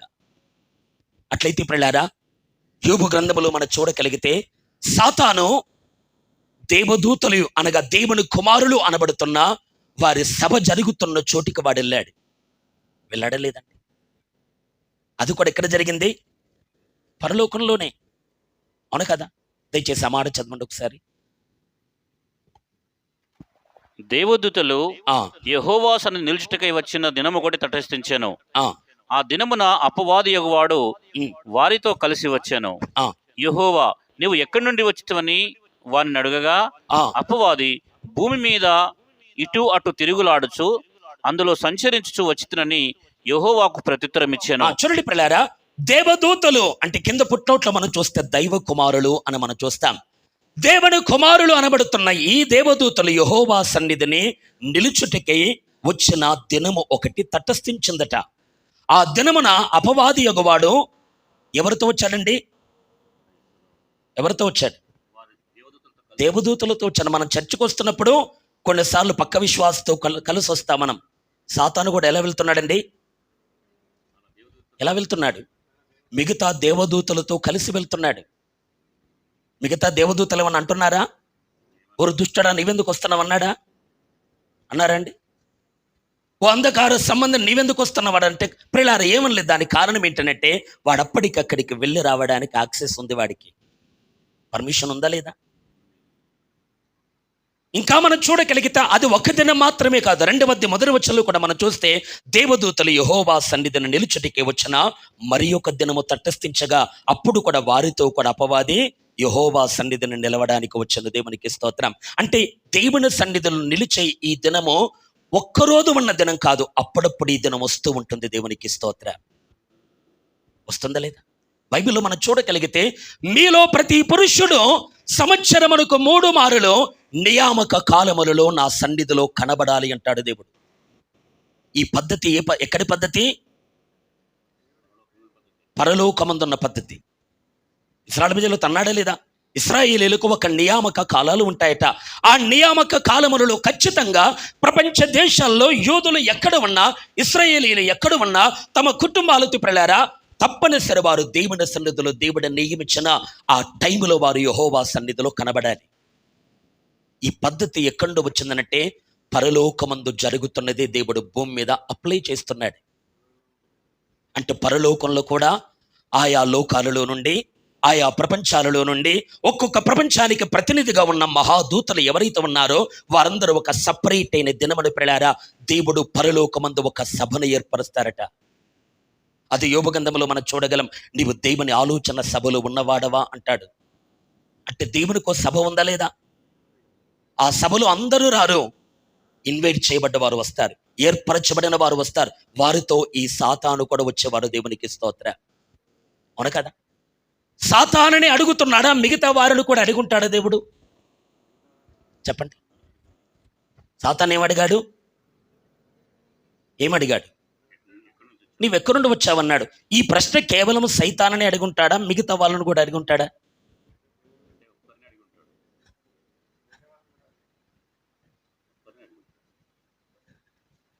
నేను నమ్ముతున్నాను అందరిని అడుగుంటాడు. ఎందుకంటే బైబిల్లో మనం చూస్తే ఈ లోకానికి భూమి అని పేరు పెట్టాడు. మిగతా లోకాలు కూడా పేర్లు ఉన్నాయి లేదా? యోబు గ్రంథములో నక్షత్రములకు ఆయన పేర్లు పెడుతున్నారట. సప్తర్షి నక్షత్రమని, మృగశీర్షక నక్షత్రమని, ఇలా చాలా నక్షత్రాలు ఉన్నాయి. మనము దేవుని బిడ్డలారా ఆ కీర్తనల గ్రంథములో చూడగలిగితే లెక్కకు మించిన నక్షత్రాలకు ఆయన పేర్లు పెడుతున్నాడట. అంటే ఒక్కొక్క దేవదూతని పిలిచి అడిగితే, అయ్యా ఓ దేవదూత ఆ పేరు ఏదైనా పెట్టుకోండి, గబ్రియలు కావచ్చు, మికాయలు కావచ్చు, ఇంకా ఏదో ఒక ఏలనుకోండి. దేవునికి స్తోత్రం. రఫయేలు అంటారు కొందరు. దేవుని బిడ్డలారా రజాయేలు అంటారు కొందరు. చాలా దూతలు ఉన్నారు, మహాదూతలు ఉన్నారు. కేవలం మికాయేలుకు, గాబ్రియలకు మాత్రమే పేర్లు ఉన్నాయి అనుకోకండి. లెక్కకు మించిన దేవదూతలకు పేర్లు పెట్టాడు దేవుడు. పెట్టాడు లేదా? ఒక్కొక్క దూతని పేరు పెట్టి పిలిచి, ఓ దేవదూత నీవు ఎక్కడి నుండి వచ్చావంటే ఆ దూతలు ఏమని ఉంటారు? ఫలానా ఉత్తర దిక్కున, లేకపోతే ఫలానా దక్షిణ దిక్కున, ఫలానా పాలపంతలో ఫలానా పేరు ఉన్న ఆ నక్షత్ర మండలములో ఫలానా లోకమును నేను వచ్చాను అని ఉంటారు వారు. ఎందుకంటే ఒక్కొక్క లోకం మీద వీరు అధికారులు. దేవునికి స్తోత్రం. అలాగే ఈ భూలోకం మీద అధికారి ఎవరు? సాతాను. అవును కదా? ఈ లోకానికి అధికారి ఎవరు? అపవాది. వాడు ఈ లోకము నుండి వస్తున్నాడు కనుక దేవునికి తెలియక అడగట్లేదు ప్రియులారా. వాడు ఎక్కడి నుండి వస్తున్నాడు కనుక్కొనడానికి అడుగుతూ ఉన్నాడు. ఇంకొక మాటలో చెప్పాలంటే సాతాను ఈ లోకమునికి మాత్రమే వాడు వచ్చిపోయేవాడు కాదు, పక్క పక్క లోకాలు కూడా పోయి వచ్చేవాడు. దేవునికి స్తోత్రం. అవన్నీ ఉన్నాయి వాక్యంలో ఆధారాలు. హల్లెలూయా. వాడు ఎక్కడికి వెళ్తాడు? మిగతా దూతలు వారి లోకం నుండి వస్తే వీడు మాత్రము ఈరోజు ఈ లోకం అంటాడు, రేపు మరో లోకం అంటాడు. వాడు దేవునికి స్తోత్రం. అందుకంటున్నాడు దేవుడు, నీవు ఎక్కడి నుండి వచ్చితివి. ఇక్కడ గమనించాల్సిన మాట ఏంటంటే, పరలోకమందు జరుగుతున్న ఒక సభలో దేవుని దూతలందరూ, దేవుని కుమారులందరూ, ఆ మహాదూతలు, ఆ కెరూబుల ప్రియులారా నిలిచి ఉన్న వేళ సాతాను వారితో కలిసి వచ్చిన దేవునికి స్తోత్రం. ఇదెక్కడ జరిగింది? ఉత్తర దిక్కున సభా పర్వతం ఉంది. ఆ సభలో జరిగిన సంఘటన దేవునికి స్తోత్రం. అది ఆలోచన సభాట. ప్రభు చిత్తమైతే ఆలోచన సభ అనే సబ్జెక్టు మీద నేను చెబుతాను, గమనించండి. ఈరోజు నేను అంటున్న మాట ఒక్కటే దేవుని వారలారా, పరలోకము అనే ఆ మాటను చిన్నగా అర్థం చేసుకోకండి. ఎన్నో లెక్కకు మించిన లోకములతో కూడుకున్న ఒక గొప్ప విశ్వం పరలోకం. దేవునికి స్తోత్రం. హల్లెలూయా. ఆ పరలోకమందు తండ్రి ఉన్న స్థానం వేరు, ఆ పరలోకమందు మహోన్నతుడిగా మారిన యేసు ఉన్న స్థానం వేరు, ఆ పరలోకమందు దేవుని బిడ్డలారా ఇదిగో పరమండలమందున్న దేవదూతలు ఉండే స్థానం వేరు, ఆ పరలోకమందు సాతాను వెళ్ళే దేవుని బిడ్డలారా స్థానం వేరు, ఆ పరలోకమందు దేవుని బిడ్డలారా నీతిమంతుల ఆత్మలు పరదేశం అంటున్నాం కదా, అది ఉన్న స్థానం వేరు, ఆ పరలోకమందు జరిగే ఆలోచన సభ ఉన్న స్థలం వేరు. ఒక్కొక్క లోకములో, ఒక్కొక్క స్థలములో ఒక్కొక్క కార్యము జరుగుతుంది. అయితే నేనంటాను, ఇలాంటి పరలోకములలో లేదా ఆకాశములలో ప్రియులారా ఏదో ఒక చోట సాతానికి యాక్సెస్ ఉన్న చోట వాడు దేవదూతలతో పోరాటము తలపెట్టాడు. దేవునికి స్తోత్రం. అది మనం చూస్తున్నాం. అంతటా పరలోకమందు యుద్ధము జరగనునంటే తండ్రి ముందు జరగను అని కాదు, మహోన్నతుడైన యేసు ఉన్న ఆయనకు ముందుగా జరగను అని కాదు ప్రియులారా. లెక్కకు మించిన పరలోకములు అనబడుతున్న ఆకాశములు ఉన్నాయి. అందులో ఏదో ఒక ఆకాశములో యుద్ధము జరిగింది. దేవునికి స్తోత్రం. మనం ఎక్కడికి వెళ్ళబోతున్నాం? యుద్ధములు జరిగే ఆకాశములోని కాదు, యుద్ధమే లేని ఆకాశానికి వెళ్ళబోతున్నాం. హల్లెలూయా. సాతాను ప్రవేశించనే పరలోకములోనికి మనం వెళ్ళబోతున్నాం. మహోన్నతులతో ఉండబోతున్నాం. యుగములు ప్రియులారా నీతి పాలన యేసుతో పాటు కలిసి మనము చేయబోతున్నాం గనక మీరు టెన్షన్ పడకండి. అక్కడికి వెళ్ళినా ఈ గొడవలేంటని. మనం వెళ్ళే పరలోకంలో గొడవ లేదు, మనం వెళ్ళే ఆకాశములో గొడవ లేదు, మనం వెళుతున్న మహిమ సామ్రాజ్యములు ప్రియులారా అశాంతి లేదు, అసమాధానం లేదు, నెమ్మది లేని స్థితి అక్కడ కనబడదు. ఎప్పుడు కూడా నెమ్మదికరమైన పరిస్థితి. దేవునికి మహిమ. అయితే ఇక్కడ విషయం ఏంటంటే, పరలోకమందు యుద్ధము జరిగను. దేవునికి స్తోత్రం. ఎందుకు జరిగింది యుద్ధము? పరలోకం అంటే ఒక అభిప్రాయం మీకు వచ్చిందా? ఇప్పుడు పరలోకం అంటే ఒక చిన్న స్థలం కాదు, అనేక లోకములతో మిళితమై ఉన్న సామ్రాజ్యం. భూలోకం అంటే ఎన్నో కోట్ల దేవుని బిడ్డలారా కుటుంబాలు, కోట్ల దేవుని బిడ్డలారా వీధులు, కోటాను కోట్ల గ్రామాలు, లక్షల కొలది మండలాలు, వేల కొలది జిల్లాలు, వందల కొలది రాష్ట్రాలు, దేశాలు కలిగింది భూలోకం అని మనం విన్నాం. పరలోకం అంటే కూడా ఎన్నో ప్రపంచముల సముదాయం పరలోకం. అందులో అంతస్తులు ఉన్నాయి, అందులో స్థానాలు ఉన్నాయి, అందులో ఉండేటువంటి నివాసులకు ఉన్న దేవుని బిడ్డలారా ఒక్కొక్క స్థానం వేరు, ఒక్కొక్క పొజిషన్ వేరు.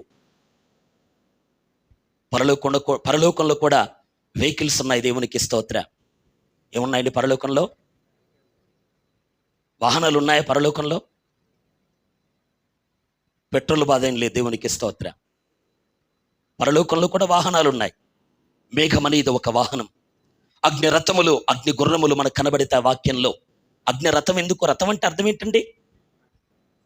వాహనమే, అంతనే కదా. ఇప్పుడు మనకు రోడ్ల మీద తిరుగుతున్న ఈ వాహనాలను దేవుడు దేవుని బిడ్డలారా బైబిల్లో ప్రవక్త ద్వారా మాట్లాడిన మాట ఏంటనంటే, రథములు వీధుల్లో అగ్ని జ్వాలలాగా ప్రకాశించుకుంటూ ఢీకుంటున్నాయి అని దేవుడు వ్రాసి పెట్టాడు వాక్యం. రథములు వీధులలో ఢీకుంటూ ఉన్నాయట, అగ్ని వలె ప్రకాశిస్తూ ఉన్నట్టు. లైట్లు వెలుగుతూ వెళ్ళట్లేదా దేవుని బిడ్డలారా? వాహనాలు వెళ్తున్నాయి లేదా అంటే, వాహనాలను బైబిల్ ఏమందనంటే రథములు అంది. అట్లయితే పరలోకంలో రథాలు ఉన్నాయంటే ఏమున్నట్టు? వాహనాలు ఉన్నాయి. ఏలియాను తీసుకొని పోవడానికి రథాలు రాలేదా? ఎలీషాను ప్రొటెక్ట్ చేయడానికి పరలోక సైన్యము రథముల గుండా రాలేదా? చరలేదండి. పరలోకంలో పట్టణాలు ఉన్నాయి, పరలోకంలో వాహనాలు ఉన్నాయి, పరలోకంలో ఆహారం ఉంది, పరలోకంలో వస్త్రాలు ఉన్నాయి. పరలోకములు ప్రియులారా ఇంకా చెప్పాలి అంటే, పరలోకములు ప్రియులారా అన్ని విధాల అనుభవాలు ఉన్నాయి. పరలోకంలో కూడా బిజినెస్ ఉంది. దేవునికి స్తోత్రం.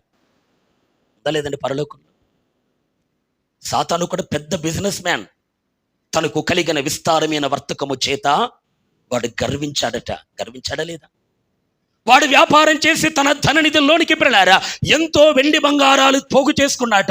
వెండి బంగారం అంటే ఇక్కడ ఉన్న వెండి బంగారం కాదు, పరలోకమందున్న ధనాన్ని కూడా వాడు చాలా దూరం వెళ్ళారు పోగు చేసుకున్న వ్యాపారవేత్తవాడు. అని ఇక్కడ ఆలోచించాల్సిన మాట ఏంటనంటే, పరలోకములో ఎన్నో సంగతులు ఉన్నాయి పిల్లారా. ఆకాశం అనగా పరలోకమని, ఆకాశములు అనగా పరలోకములు అని. అలాంటి పరలోకములు ఆకాశములు కోటాను కోట్లు ఉండగా అందులో ఒక స్థలములో సాతాను మిగతా దేవదూతలతో పోరాడుతున్న సందర్భాన్ని మనం చూస్తాం. అది రాయబడ్డ మాట ఏంటనంటే, పరలోకమందు యుద్ధము జరిగింది. ఎందుకు జరిగింది యుద్ధం? అప్పటి వరకు నెమ్మదిగా ఉన్న సాతాను ఎందుకు చెలరేగపోతున్నాడు? అప్పటి వరకు సమాధానంగా ఉన్న దుష్టుడైన అపవాది పిల్లారా ఎందుకు ఉగ్ర రూపడేదోని పిల్లారా ఉంటున్నాడు? పరలోకమందు యుద్ధము జరిగింది. 7 తలలు కలిగిన ఆ ఎర్రని ఘట సర్పం పిల్లారా ఎందుకో దోని పిల్లారా అది 10 కొమ్మలతో ఉండి అది పోరాటము చేస్తున్నట్టుగా మనం చూస్తూ ఉన్నాం. ఆలకించాలి దేవుని వారలారా, పరలోకమందు యుద్ధము జరగడానికి కారణం ఏంటి? ఆరంభంలో మనం చూస్తాం, ఒక సూచన కనబడింది. దేవునికి స్తోత్రము. దయచేసి ఆ మాట చదవండి. ప్రకటన 12 మొదటి వచనాన్ని చూడండి. అప్పుడు పరలోకమందు ఒక గొప్ప సూచన కనబడెను. అదేదనగా సూర్యుని ధరించుకునే ఒక స్త్రీ, ఆమె పాదముల కింద చంద్రుడును, శిరస్సు మీద 12 నక్షత్రముల కిరీటమును ఉండెను. చూడండి పిల్లారా, అప్పుడు పరలోకమందు ఒక గొప్ప సూచన కనబడెను. అదేమనగా సూర్యుని ధరించుకున్న ఒక స్త్రీ, ఆమె పాదాల కింద చంద్రుడు, శిరస్సు మీద 12 నక్షత్రాల కిరీటం ఉంది అంటుంది లేఖనం. అక్కడ ఒక మాట మనం చూస్తాం పిల్లారా, పరలోకమందు యుద్ధము ఎందుకు జరగను అనంటే పరలోకమందు ఒక సూచన కనబడింది ఈ సాతానుకు. ఏంటా సూచన?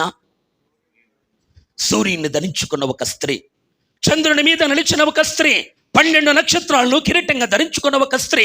దోని బిల్లారా, ఆమె ఏం చేస్తుంది అని మనం చూడగలిగితే ఆమె గర్భిణి అయి ప్రసవ వేదన పడుతూ ఆ నొప్పులకు కేకలు వేస్తూ ఉండెను అనేటువంటి మాట మనం చూస్తాం. అంతటా పరలోకమందు ఇంకొక సూచన కూడా కనబడను. ఇదిగో ఎర్రని మహాఘట సర్పము, దానికి 7 తలలు 10 కొమ్ములు ఉన్నాయి, దాని తలల మీద 7 కిరీటాలు ఉన్నాయి. దానితో ఆకాశ నక్షత్రములలో 3వ భాగాన్ని ఈడ్చి వాటిని భూమి మీద పడవేసను. కననియున్న ఆ స్త్రీ కనగానే ఆమె శిశువును మృంగివేయవలనని ఆ ఘట సర్పము స్త్రీ ఎదుట నిలుచుండెను అనే మాట మనం చూస్తాం.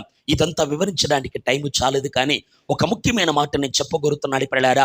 సాతానుకు కోపం రగలడానికి, సాతాను యుద్ధానికి సిద్ధపడడానికి, సాతాను పగతో ప్రతీకారముతో నిండుకొనడానికి కారణం ఏంటనంటే వాడికి నచ్చని ఒక సూచన కనబడింది అక్కడ. దేవునికి స్తోత్ర. సాతానికి ఎందుకు కోపం వచ్చిందండి? వాడికి నచ్చేది జరిగితే కోపం రాదు, వాడికి నచ్చనిది జరుగుతుంది. ఏంటి ఆ సూచన? సూర్యుని ధరించుకున్న ఒక స్త్రీ, చంద్రుని మీద నిలిచిన ఆ స్త్రీ, 12 నక్షత్రాన్ని కిరీటంగా ధరించుకున్న ఆ స్త్రీ, దోని బిల్లారా, ఆమె గర్భవతిగా ఉందట. కుమారుని కనడానికి నొప్పులతో కేకలు వేస్తూ ఉందట. అయితే ఏమైంది సాతానుకు? ఆమె కనబోతున్న స్త్రీ, దోని బిడ్డారా, ఆమె కనబోతున్న ఆ శిశువు ఎవరైతే ఉన్నారో, ఆ స్త్రీ కనబోతున్న దోని బిడ్డారా ఆ చిన్న బాలుడు ఎవరైతే ఉన్నాడో, ఆయన ఇనుప దండమును చేత పట్టుకొని సమస్తాన్ని ఏలబోతున్నాడు అంటుంది లేఖన. దేవునికి స్తోత్రం. సమస్త మనుష్యులను మాత్రమే కాదు, సమస్త ప్రపంచాన్ని ఏలబోతున్నాడు. హల్లెలూయా. సమస్త విశ్వాన్ని ఏలబోతున్నాడు. కేవలం పిల్లారా విశ్వాన్ని మాత్రమే కాదు, దేవుని వారలారా, అపవాదిని కూడా, అపవాది సైన్యమును కూడా ఇదిగో ఆ శిశువు ఏలబోతున్నాడు. ఆయనే ఆ సర్పం యొక్క తలను చితక త్రొక్కువాడు అనే సంగతి వాడికి నచ్చట్లేదు. అర్థమవుతుందండి? వాడికి ఎందుకు కోపం, ఎందుకు యుద్ధం? వాడి తలను చితక తొక్కే శిశువును ఈమె కనబోతుంది. అవును కదా? వాడి తలని దోని బిల్లారా 1000 ముక్కలు చేసేటువంటి దోని బిల్లారా ఇనుప దండమును చేత పట్టుకున్న ఒక పరాక్రమశాలి పిల్లారా, ఇదిగో ఆయనను ఈ స్త్రీ కనబోతుంది గనక ఆమెను కనకుండా చేయాలి అనుకున్నాడు. ఒకవేళ పొరపాటున కంటే ఆ శిశువుని మింగేయాలి అనుకున్నాడు ఈ సాతాను. అనుకున్నాడా లేదా? ఆ స్త్రీ పురిటి నొప్పులతో బాధపడి, ప్రసవ వేదన పడుతూ, నొప్పులతో కేకలు వేస్తూ దోని బిడ్డారు ఎంతో వేదన భరితంగా ఒక కుమారుని కన్నదట. అయితే ఆ కుమారుణ్ణి మింగడానికి సాతాను చూస్తున్న వేళ ఆ కుమారుడు దేవుని సింహాసనానికి కొనుపోబడ్డాడు. దేవునికి స్తోత్ర. హల్లెలూయా. సింహాసనానికి కొనుపోబడగానే వాడు కూడా అక్కడికి వెళ్ళడానికి ప్రయత్నం చేస్తూ ఉన్నాడు. వాడు కూడా ప్రియులారా ఆ సింహాసనానికి చేరుకున్న శిష్యుని అడ్డగించడానికి ప్రియులారా ప్రయత్నము చేస్తూనే ఉన్నాడు. కానీ పరలోకమందున్న దేవదూతలు ప్రియులారా, మిఖాయేలు మిగతా పరిశుద్ధ దూతలందరూ కూడా ఈ దుష్ట దూతల సమూహాన్ని ప్రియులారా అడ్డగిస్తూ ఉండగా అక్కడ జరుగుతున్నది యుద్ధము. దేవునికి స్తోత్ర. హల్లెలూయా. ఈ రోజు నేను ఒక మాట చెప్పగోరుతున్నాను దేవుని వారలారా. ఆ యుద్ధములో మిఖాయేలు తన పక్షాన ఉన్న దూతలు గెలిచారట. వీడు పడద్రోయబడ్డాడు. రాయబడ్డ మాట ప్రలారా, వాడు ఎప్పుడైతే పడద్రోయబడ్డాడో వానికి ఇక పరలోకమందు స్థలము లేకపోయాను అని మనం చూస్తాం. హల్లెలూయా. సాతానికి ఏం లేదు ఇప్పుడు? పరలోకమందు నిలిచే స్థలము లేదు ఇప్పుడు వాడికి. పరలోకములోనికి వెళ్ళే ఛాన్స్ లేదు ఇప్పుడు వాడికి. గమనించాలి దేవుని వారలారా. ఇక్కడ మనం చూడగలిగితే సాతాను పరలోకమందు అప్పటికే ఒక విధంగా చెప్పాలంటే ఇప్పటికి కూడా సాతాను పరలోకానికి వెళ్ళి వచ్చే యాక్సెస్ వాడుకుందంటే సమీపించడాన్ని తేజస్సులో ఉన్న తండ్రి దగ్గరికి వెళ్తున్నాడు అని చెప్పట్లేదు నేను. పరలోకం అంటే చాలా లోకాలు అని చెప్పాను. అందులో దేవదూతలు ఉండే ఒక స్థలానికి వాడు వెళ్ళి రాగలడంతే. అవును కదా? ఆలోచన సభ దగ్గరికి వాడు వెళ్ళి రాగలడంతే. ప్రియులారా, మహోన్నతులతో సమానంగా ఉండడానికి వాడికి ఎంత మాత్రం వీలు కలగదో అలాంటి యాక్సెస్ ఉన్న సాతాను ప్రియులారా ఇప్పుడు కూడా వాడు ఏం చేస్తున్నాడు అనంటే, దేవుని బిడ్డలారా, మనందరి మీద వాడు నేరారోపణ చేయడానికి పరలోకమందు ఉన్నాడా లేదా అండి? అదే అధ్యాయంలో మన కింద చూడగలిగితే తన సహోదరుల మీద నేరము మోపబడిన అపవాది పడద్రోయబడిన. దేవునికి స్తోత్ర. అంటే పరలోకమందు ఇప్పుడు సాతాను ఏం చేస్తున్నాడు? నీ మీద నాకు, నా మీద నీకు దేవునికి ఫిర్యాదు చేస్తూ ఉంటాడు. వాడు చేస్తాడా లేదా? ప్రభా వ్యక్తి పలానా సమయంలో పాపంలో పడిపోయింది, పలానా వ్యక్తి పలానా సమయంలో బూతు మాట మాట్లాడాడు అని పిల్లారా ఎప్పుడు వాడి దేవుని బిడ్డారా ఒక చిట్టాను తయారు చేసుకొని దేవుని బిడ్డారా ఒక బుక్కును వాడు మెయింటైన్ చేస్తూ మన చరిత్ర అంతా రాసుకొని తండ్రి దగ్గరికి వెళ్ళి వాడెప్పుడు నేరాలు మోపుతూనే ఉంటాడు. దేవునికి స్తోత్ర.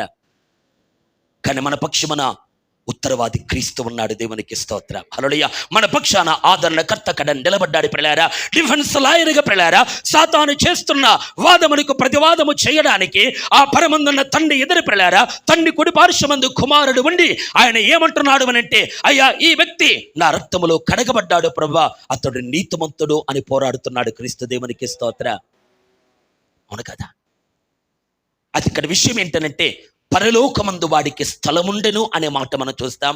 ఆ తర్వాత వాడికి ఒక స్థలము లేకపోయెను అనే మాట మనం చూస్తాం. ఈ రోజు నేను చెప్పే మాట ఒక్కటే దేవుని వారలారా, ఆనాడు పరలోకమందు వానికి స్థలమున్నట్టుగా భూమి మీద కూడా వానికి స్థలమున్నట్టుగా ఈ భూమి మీద బ్రతుకుతున్న మనుష్యులందరి జీవితాలలో వానికి చోటుంది. ఉందా లేదా అండి? మానవులందరి జీవితాలలో అపవాదికి చోటు ఉందా లేదా? బైబిల్ ఏమంటుంది? అపవాదికి చోటు ఇయ్యొక్కడి అంటే అర్థం ఏంటి? అందరూ చోటిస్తున్నారనే కదా. అవును కాదండి? దేవునికి లోబడి ఉండండి, అపవాదిని ఎదిరించండి, వాడు పారిపోవును అన్నాడు. ఎవడు తరమకుండానే దుష్టుడు పారిపోవును అంటుందా లేఖన ప్రియులారా. ఈ రోజు నేను చెప్పే మాట ఏంటంటే సాతానుకు పరలోకములో చోటు ఉంది, కొంత భూమి మీద కూడా చోటు ఉంది. అలాగే మనుష్యుల జీవితాలలో కూడా అపవాదికి చోటు ఉంది. ఉందా లేదా? ఎక్కడెక్కడ చోటు ఉంది? మానవుని శరీరం మీద వానికి అధికారం ఉంది, మనుష్యుని ఆత్మ మీద కూడా వానికి అధికారం ఉంది. ఉందా లేదా అంటే? ఆకాశము అంటే దేవుని బిడ్డలారా ఆత్మ, భూమి అంటే శరీరం ప్రియులారా. వాడికి ఆకాశములో చోటు ఉంది, భూమి మీద చోటు ఉన్నట్టుగా దేవుని బిడ్డలారా పరము నుండి దిగువచ్చిన ఆత్మ అనబడుతున్న మన ఆత్మ మీద వాడికి చోటు ఉంది. మట్టి నుండి తయారు చేయబడ్డ ఈ భూమి నుండి చేయబడ్డ ఈ మట్టి శరీరం మీద కూడా సాతానుకు చోటు ఉంది. ఉందా లేదా అంటే? ఇప్పుడు సాతాను ఏం చేస్తున్నాడు? 2 స్థలాలలో వారికి చోటుంది. అయితే దేవుని బిడ్డలారా వానితో పోరాడే వ్యక్తి ఎప్పుడైతే పుట్టబోతున్నాడో అప్పుడు వాడు యుద్ధం చేయడానికి నిలబడతాడు. దేవునికి స్తోత్రం. ఈ రోజు నేను చెప్పే మాట ఒక్కటే దేవుని వారలారా, అపవాదిక మన జీవితాల్లో చోటు ఉండకుండా వెళ్ళిపోవాలనంటే సాతాను మన బ్రతుకుల్లో కూలద్రోయబడాలి అనంటే ప్రియులారా ప్రపంచవ్యాప్తంగా ఆదాము ద్వారా పుట్టిన ప్రతి మానవుని దేవుని బిడ్డలారా హస్తగతము చేసుకున్న ఈ సాతాను, ఈ ఘట సర్పం ప్రియులారా వారి జీవితాల్లో కూలద్రోయబడాలి అనంటే నేనంటాను ప్రియులారా ప్రతి వ్యక్తి లోపల ఒక శిశువు జన్మించాలి. హల్లెలూయా. ప్రతి వ్యక్తి ప్రియులారా ప్రసవ వేదనతో ఒక కుమారునికి జన్మని ఇవ్వాలి. పరలోకములో ఒక సూచన. ఏంటా సూచన? గర్భాన్ని ధరించుకున్న ఒక స్త్రీ కుమారుని కన్నది. అది సూచన. యెషయాలో కూడా మనం చూడగలిగితే ఆయనే మనకు ఒక సూచన చూపిస్తున్నాడట. ఏంటా సూచన? ఇదిగో కన్యక గర్భవతి అయి కుమారుని కనును అనే సూచన. నేనంటున్న మాట ప్రియులారా, పరలోకములో ఏ సూచన జరిగిందో అదే సూచన మన జీవితంలో జరుగునుగాక. ఏం జరగాలి? ఏం జరగాలి? ఆ స్త్రీ గర్భిణి అయి కుమారుణ్ణి కన్నట్టుగా నీవు నేను కూడా ఒక వ్యక్తిని కనాలి. దేవునికి స్తోత్రం. ఏ వ్యక్తిని కనాలి? నవీన పురుషుడు అనే వ్యక్తిని కనాలి. కొత్త జన్మ అనే వ్యక్తిని కనాలి. పైనుండి పుట్టిన దేవుని బిడ్డలారా ఒక వ్యక్తిని మనము కనాలి. లేదా బైబిల్లో మనం చూడగలిగితే కొత్తగా జన్మించుట అంటే మన లోపల పైనుండి ఒక జన్మము కలుగుట అని అర్థం. అవును కదండి? ఈ రోజు నేను అంటాను, సాతానుకు నీ మీద ఉన్న అధికారం కొట్టివేయబడాలి అంటే నీవు దేవుని వాక్యపు బీజము ద్వారా గర్భధారణ ధరించి నీ ఒక కొత్త వ్యక్తిని కనాలి. దేవునికి స్తోత్రం. కనాలా లేదా? ఎవరైతే నూతనంగా జన్మిస్తారో, ఎవరైతే దేవుని వాక్యము ద్వారా గర్భాన్ని ధరిస్తారో, ఎవరైతే నీతి సూర్యుడైనటువంటి దేవాతి దేవుని ధరించుకొని ఉంటారో, ఎవరైతే పరమ తండ్రి యొక్క దేవుని బిడ్డలారా బీజమును అంగీకరించి ఆ వాక్య బీజము ద్వారా ఎవరైతే పుడతారో ప్రియులారా, అలాంటి వారు ప్రియులారా ఇదిగో గర్భవతిగా ఉండి కొత్త జన్మను పొందిన వారు గనక ఎవరి లోపల నూతన జన్మ కనబడుతుందో ఆ చోట సాతానుకు చోటు ఉండదు. దేవునికి స్తోత్రం. సాతాను ఏం చేస్తాడు? నువ్వు కొత్తగా జన్మించకూడదు అని ఎదురు నిలబడతాడు. నీవు తిరిగి జన్మించకూడదు అని వాడు ఆయుధదారుడి నిలబెడతాడు. నీ లోపల రక్షణ కలగకూడదు అని సాతాను చాలా ప్రయత్నాలు చేస్తాడు. నీ లోపల నా లోపల ప్రియులారా ఒక నూతన జన్మ అనుభవము రాకూడదు అని ప్రియులారా ఒకవేళ నువ్వు కొత్తగా పుట్టినా కూడా నిన్ను వెంటనే చంపడానికి వాడు కోరుకుంటాడు లేదా? అక్కడ ఉన్న అక్షరార్థమైన అర్థం వేరు. నేను ఆత్మీయ పరిభాషలో చెప్పే మాట ఏంటంటే, వాస్తవానికి సూర్యుని ధరించుకొని చంద్రుని మీద నిలబడ్డ 12 నక్షత్రాన్ని కిరీటంగా ధరించుకున్న ఆ స్త్రీ ఇశ్రాయేలు జాతి అనే అర్థం. దాని అక్షరార్థమైన అర్థం. ఆమె కన్న శిశువు ఎవరూ కాదు, సమస్త మానవాళిని ఏలబోతున్న కుమారుడైనటువంటి క్రీస్తు యేసే. దానికి చాలా నిర్వచనాలు క్రైస్తవ సమాజంలో ఉన్నాయి. కానీ అన్నిటికంటే వాక్యానికి దేవుని బిడ్డలారా 100% సూటబుల్ అయ్యేటువంటి నిర్వచనం ఏంటంటే ఆ స్త్రీ కన్న శిశువు కుమారుడైన క్రీస్తే. దేవునికి స్తోత్రం. హల్లెలూయా. నేను చెప్పే మాట ఒక్కటే దేవుని బిడ్డలారా, ఎప్పుడైతే కుమారుడు జన్మిస్తాడో సాతాను అధికారం కొట్టివేయబడుతుంది. ఎప్పుడైతే కుమారుడు పుడతాడో ఆయన ఇనుప దండాన్ని చేత పట్టుకొని అపవాదన ఏలుతాడు. అలాగే నేనంటాను, నీవు కొత్తగా జన్మిస్తేనే సాతానుని ఏలగలవు. హల్లెలూయా. నీవు తిరిగి జన్మిస్తేనే నీ మీద ఉన్న సాతాను అధికారం కొట్టివేయబడుతుంది. నీవు తిరిగి జన్మించగలిగితేనే ప్రియులారా నీవు అపవాదని కాళ్ళ కింద చితక తొక్కడానికి నీకు అధికారం దొరుకుతుంది. కనుక ఇప్పుడు సాతాను ఏం చేస్తాడంటే ప్రియులారా ఈ సంగతి నీలో జరగకూడదు అని వాడు నీతో యుద్ధం చేయడానికి తలపడతాడా లేదా అంటే ఒక్కసారి స్తోత్రం చెప్పండి. ముగిస్తాను. ఇంకా 1 గంట కాలేదు, ముగిస్తాను. సాతాను ఏం చేస్తాడు? ఆ కుమారుడు కనకుండా అడ్డుకుంటాడు. ఒకవేళ కంటే మింగడానికి చూస్తాడు. అలాగే నేనంటాను, నీవు కొత్త జన్మ పొందకుండా వాడు అడ్డుకుంటాడు. ఒకవేళ కొత్త జన్మ పొందితే ఆ జన్మనంటిని ఆత్మీయ జీవితాన్ని మింగడానికి వాడు చూస్తాడు. కానీ దేవునికి మహిమ కలుగునగాక. ఆ కననీయున్న స్త్రీ పురిటి నొప్పులతో కేకలు వేస్తూ ఓ దేవుని బిడ్డలారా ఒక చక్కటి కుమారుణ్ణి ఒక శిశువును కన్న తర్వాత ఆ కుమారుని మింగడానికి ఈ 7 తలలు కలిగిన ఘట సర్పం ప్రయత్నించినా కూడా అక్కడ జరిగింది ఏంటంటే పుట్టిన ఆ కుమారుడు సింహాసనానికి కొనుపోబడ్డాడు. దేవునికి స్తోత్రం. అలాగే నేనంటాను ప్రియులారా అక్కడ మనం చూడగలిగితే ఆ స్త్రీ అనగా మన శరీరం అనుకోండి. ఆ స్త్రీ కన్నా శిశువు అంటే మన లోపల పుట్టిన కొత్త జన్మ. దేవునికి స్తోత్రం. మన లోపల పుట్టే అంతరంగ పురుషుడు, మన లోపల పుట్టిన నవీన పురుషుడు ప్రియులారా ఎప్పుడైతే ఒక వ్యక్తి తిరిగి జన్మిస్తాడు ప్రియులారా బైబిల్ చెప్పే మాట ఏంటంటే తిరిగి జన్మించిన వాడి యొక్క ఆత్మీయ జీవితం యేసయ్యతో పాటు సింహాసనమందు కూర్చుంది. దేవునికి స్తోత్రం. అవును కదా? కొత్తగా జన్మించిన మనం ఎక్కడ ఉన్నాం చెప్పండి? చాలాసార్లు మనం విన్న మాటే, ఎవరైతే కృప ద్వారా విశ్వాసము ద్వారా రక్షణ పొందారు ప్రియులారా వారు యేసుతో కూడా కూర్చుని ఉన్నవారు అంటుంది లేఖనం. అవును కాదా? కొలస్సీ పత్రికలో మనం చూడగలిగితే మనం యేసుతో పాటు మృతి పొందిన ఎడల యేసుతో పాటు లేచిన వారు మనము. దేవునికి మహిమ. మన జీవము యేసు యందు తండ్రి కుడి పార్శ్వములో దాచబడింది. దేవునికి స్తోత్రం. దేవుని యందు మన జీవం దాచబడింది. అట్లయితే దేవుని వారలారా ఈ స్త్రీ కుమారుని కన్న తర్వాత అతడు సింహాసనానికి కొనుపోబడ్డట్టుగా కొత్త జన్మ పొందుకున్న నీ ఆధ్యాత్మిక జీవితం కూడా దేవుని దగ్గర దాచబడింది. దేవునికి స్తోత్రం. ఎప్పుడైతే సింహాసనానికి కుమారుడు వెళ్ళిపోయాడో సాతాను ముట్టగలడా? ముట్టగలడా? ముట్టలేడు. అపవాది జోక్యం చేసుకోగలడా అంటే జోక్యము చేసుకోలేడు. అపవాది ప్రియులారా ఇక శిశువును మింగలేక వాడు ఏం చేస్తాడు అనంటే, ఏ స్త్రీ అయితే ఆ కుమారుని కన్నదో ఆ స్త్రీని హింసించడానికి భూమి మీదకి వచ్చాడు. దేవునికి స్తోత్రం. అందుకే కింద మనం చూడగలిగితే, ఆకాశమా, ఆకాశ నివాసులారా ఉచ్చయించండి అంటాడు దేవుడు. భూమి, ఇదిగో సముద్రమా, మీకు శ్రమ అని దేవుడు మాట్లాడతాడు. ఇక్కడ గమనించాల్సిన మాట ఏంటంటే, ఆ శిశువు సింహాసనానికి కొనుపబడ్డాడు గనక సాతాను ముట్టలేకపోయాడు. కానీ ఆ స్త్రీ విడవబడింది గనక ఆమె దగ్గరకు వచ్చి హింసిస్తున్నాడు. అలాగే నేనంటాను, కొత్త జన్మ పొందుకున్న దేవుని వారలారా, వాడు నీ ఆత్మను ముట్టజాలడు, కానీ నీ శరీరాన్ని హింసించగలడు. వాడు ఏం చేస్తాడండి? భూమి మీద ఉన్న నీ దేహాన్ని వాడు హింసించగలడు. భూమి మీద ఉన్న నీ దేహాన్ని వాడు గాయపరచగలడు. భూమి మీద ఉన్న నీ శరీరాన్ని చివరికి చంపగలడు వాడు. అందుకే బైబిల్లో రాబడింది పిల్లారా, మీ దేహమును చంపి ఆ తర్వాత ఏమీ చేయలేని వారికి మీరు భయపడకండి. దేవునికి స్తోత్రం. సాతాను ఏం చేస్తాడండి? రోగాన్ని తెప్పిస్తాడు. సాతాను ఏం చేస్తాడు? అప్పుల బాధను తెప్పిస్తాడు. సాతాను ఏం చేస్తాడు?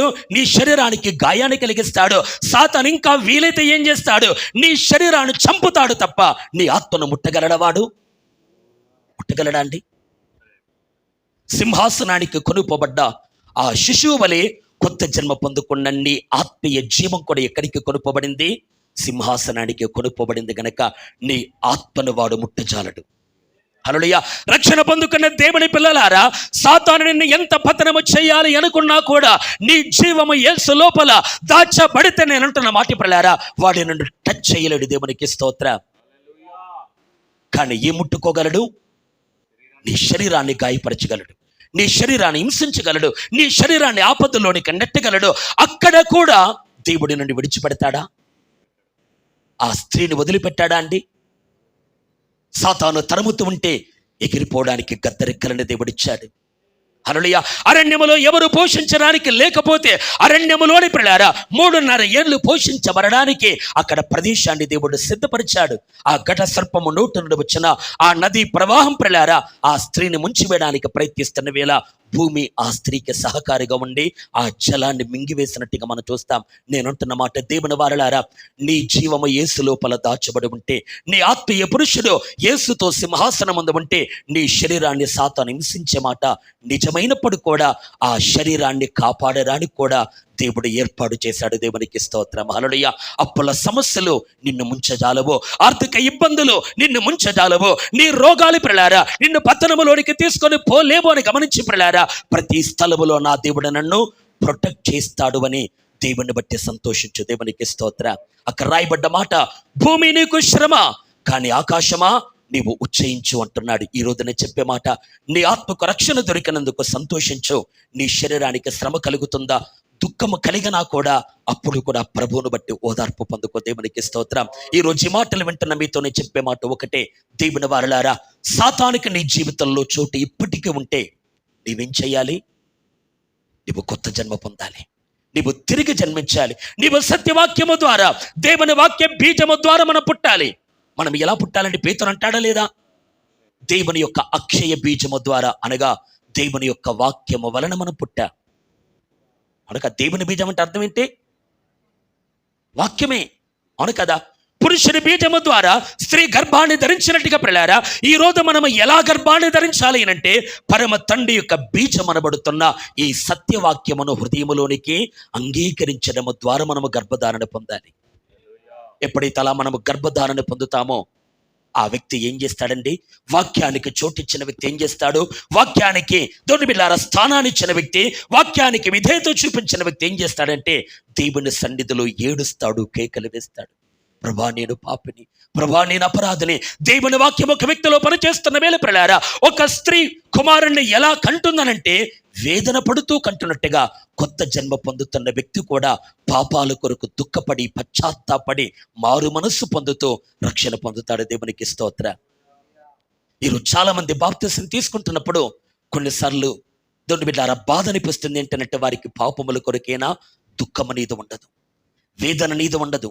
నా పాప జీవితం ఇంత నన్ను ఇదిగో బానిసగా మార్చుకుంది అనే ఒక పశ్చాత్తాపం చాలా మందిలో ఉండదు ప్రియులారా. వారు ఏదో మత ఆచారాన్ని ఆచరించినట్టుగా నీళ్ళలో మునిగిలేస్తారు, వారి జీవితంలో ఏ కార్యం జరగదు. కానీ నేను అంటున్నాను, ఎవరి లోపల బీజం ఉందో వారికే నొప్పి. దేవునికి స్తోత్రం. ఎవరి లోపల వాక్యం ఉందో వారికే వేదన, ఎవరి లోపల వాక్యం పనిచేస్తుందో వారికే పశ్చాత్తాపము, వారికే దైవ చిత్తానుసారమైన ఏడుపు వస్తుంది. అలాంటి వాడి పిల్లారా వేదనతో పశ్చాత్తాపడి ఒక కుమారుని కంటాడు, కొత్త జన్మను పొందుతాడు. దేవునికి స్తోత్రం. అలా జన్మ పొందుకున్న వారు ఎవరైతే ఉన్నారో మీ జీవితంలో సాతానుకి ఇక చోటు లేదు. హల్లెలూయా. మీ బ్రతుకులలో అపవాదికి స్థానము లేదు ప్రియులారా. మీ జీవితాలలో పరలోకమందు అనగా మీ ఆత్మ మీద అపవాదికి ఏలుబడి చేయడానికి అధికారం లేదు. కానీ వాడు ఏం ముట్టుకోగలడు? ఈ భూమి మీద ఉన్న శరీరాన్ని ముట్టగలడు. అయినా కూడా దానిని కూడా దేవుడు కాపాడుగాక. హల్లెలూయా. నీ దేహాన్ని కూడా దేవుడు ప్రొటెక్ట్ చేయనుగాక. ఇంకొక మాట మాత్రమే చెప్పు, నేను ముగిస్తాను ప్రియులారా. సాతానుకు మన జీవితంలో చోటు ఉండకూడదు అనంటే, ఒకటి ప్రియులారా మనము తిరిగి జన్మించాలి అన్నాను. రెండవది సాతానుకు మన జీవితంలో చోటు ఉండకూడదు అనంటే ఒకరి మీద ఒకరు నేరారోపణ చేసుకునే స్థితిని మానేయాలి. దేవునికి స్తోత్ర. అపవాదికి మన జీవితంలో చోటు ఉండకూడదంటే ఏం చేయాలి? అక్కడ రాయబడ్డది ప్రియులారా, అపవాదికి చోటు లేకపోయాను. ఎందుకనంటే దయచేసి ఒక మాట చదవండి, కింది వచనాల్లో మనం చూస్తాం. అదే 12వ అధ్యాయము 10వ వచనాన్ని చూడండి. సర్వలోకాన్ని మోసపుచ్చుచు అపవాది అనయో సాతాననియో పేరు గల ఆది సర్పమైన ఆ మహాఘట సర్పం పడదురేయబడను, అది భూమి మీద పడదురేయబడను, దాని దూతలు వానతో కూడా పడదురేయబడరి. అంటే పరలోకములో వాడికి చోటు నష్టమైపోయిందట. తర్వాత ఏం జరిగింది? ఒక గొప్ప స్వరము పరలోకమందు ఇలాగూ చెప్పడి వింటిని, రాత్రి పగలు మన దేవుని ఎదుట మన సహోదరుల మీద నేరము మోపువాడిన అపవాది పడద్రోయబడి ఉన్నాడు గనక ఇప్పుడు రక్షణయో శక్తియో రాజ్యమును మన దేవుని వాయను, ఇప్పుడు అధికారము ఆయన క్రీస్తుది. ఆయన దేవునికి స్తోత్రం. అక్కడ ఒక మాట మనం చూస్తాం. ఎక్కడైతే సాతానుకు చోటు ఉందో అక్కడ ఏం జరుగుతుందండి? అక్కడ ఏం జరుగుతుంది? నేరాలు మోపే పరిచర్య. దేవునికి స్తోత్ర. హల్లెలూయా. సాతానుకు పరలోకమందు చోటు ఉన్నంత వరకు పరలోకము ఎలా ఉందనంటే కంప్లైంట్స్తో నింపబడింది. అవును కాదండి? ఫిర్యాదులతో నింపబడింది. ఇదిగో ఈ వ్యక్తి ఇలా, ఆ వ్యక్తి అలా, అతని ఇలా, ఇతని ఇలా అని పిల్లలు ఒకరి మీద ఒకరికి నేరారోపణ, ఆ ధ్వనులు వినబడ్డాయి. సాతానుకు చోటు ఉన్నప్పుడు ఈ రోజు నేను అంటున్న మాట, అపవాదికి నీ బ్రతుకుల్లో చోటు ఉండకూడదు అనంటే నీవు కొత్తగా జన్మను పొందుకోవాలి, సింహాసనాన్ని అధిరోహించాలి.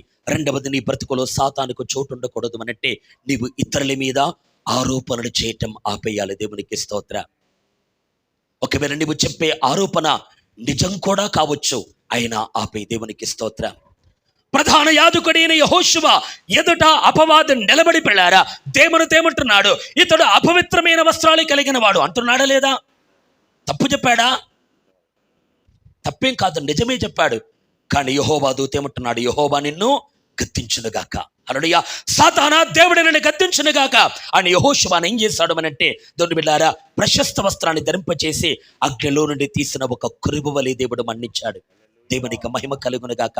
ఈ రోజున చెప్పే మాట ఒకటే, దేవుని వారలారా, మన మధ్యలో మన సంఘములో అపవాదికి చోటు ఉండకూడదు అని మీరు కోరుకుంటున్నారా?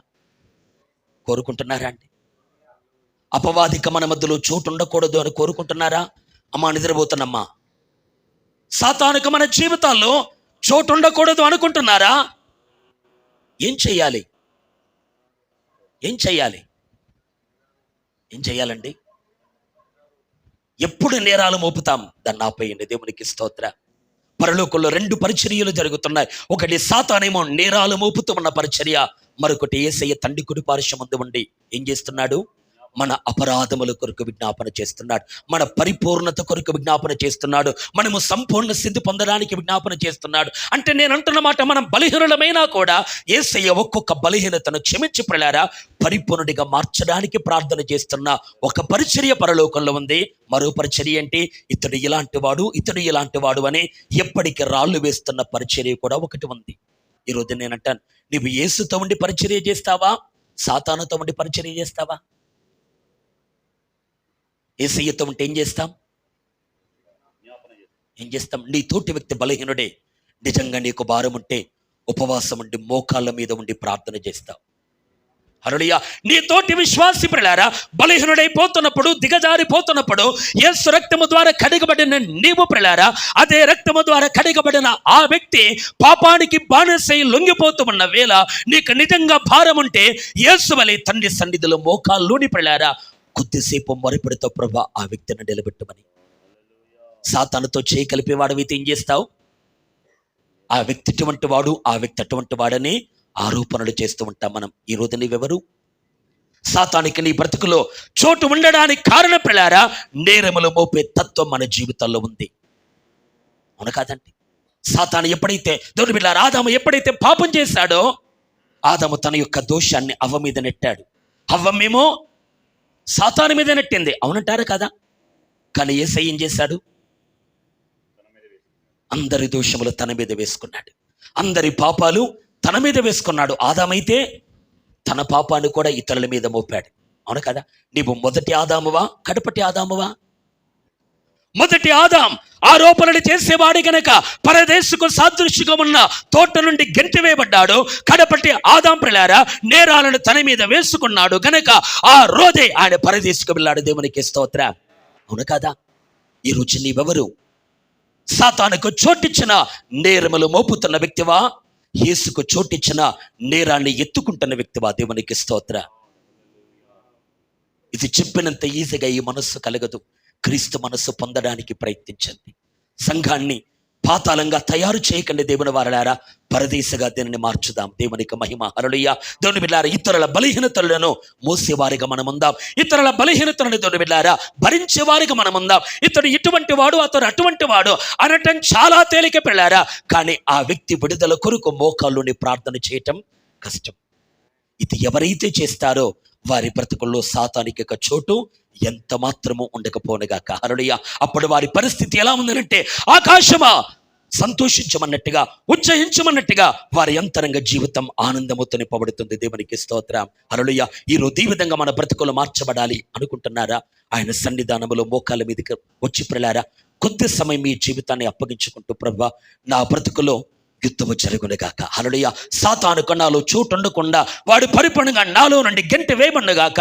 నా జీవితాల అపవాదికి చోటు ఉండకుండా నేను నా బ్రతుకును మార్చుకుంటానని ప్రియులారా కొద్ది సమయం మనల్ని మన దేవుని చేతులకు అప్పగించుకుంటూ మోకాళ్ళ మీదకి వచ్చి మన ప్రార్థన చేద్దాం. దయచేసి అందరూ మోకరించండి. హల్లెలూయా, హల్లెలూయా. అందరూ మోకాళ్ళ మీదకి రండి. స్తోత్రం, స్తోత్రం, స్తోత్రం.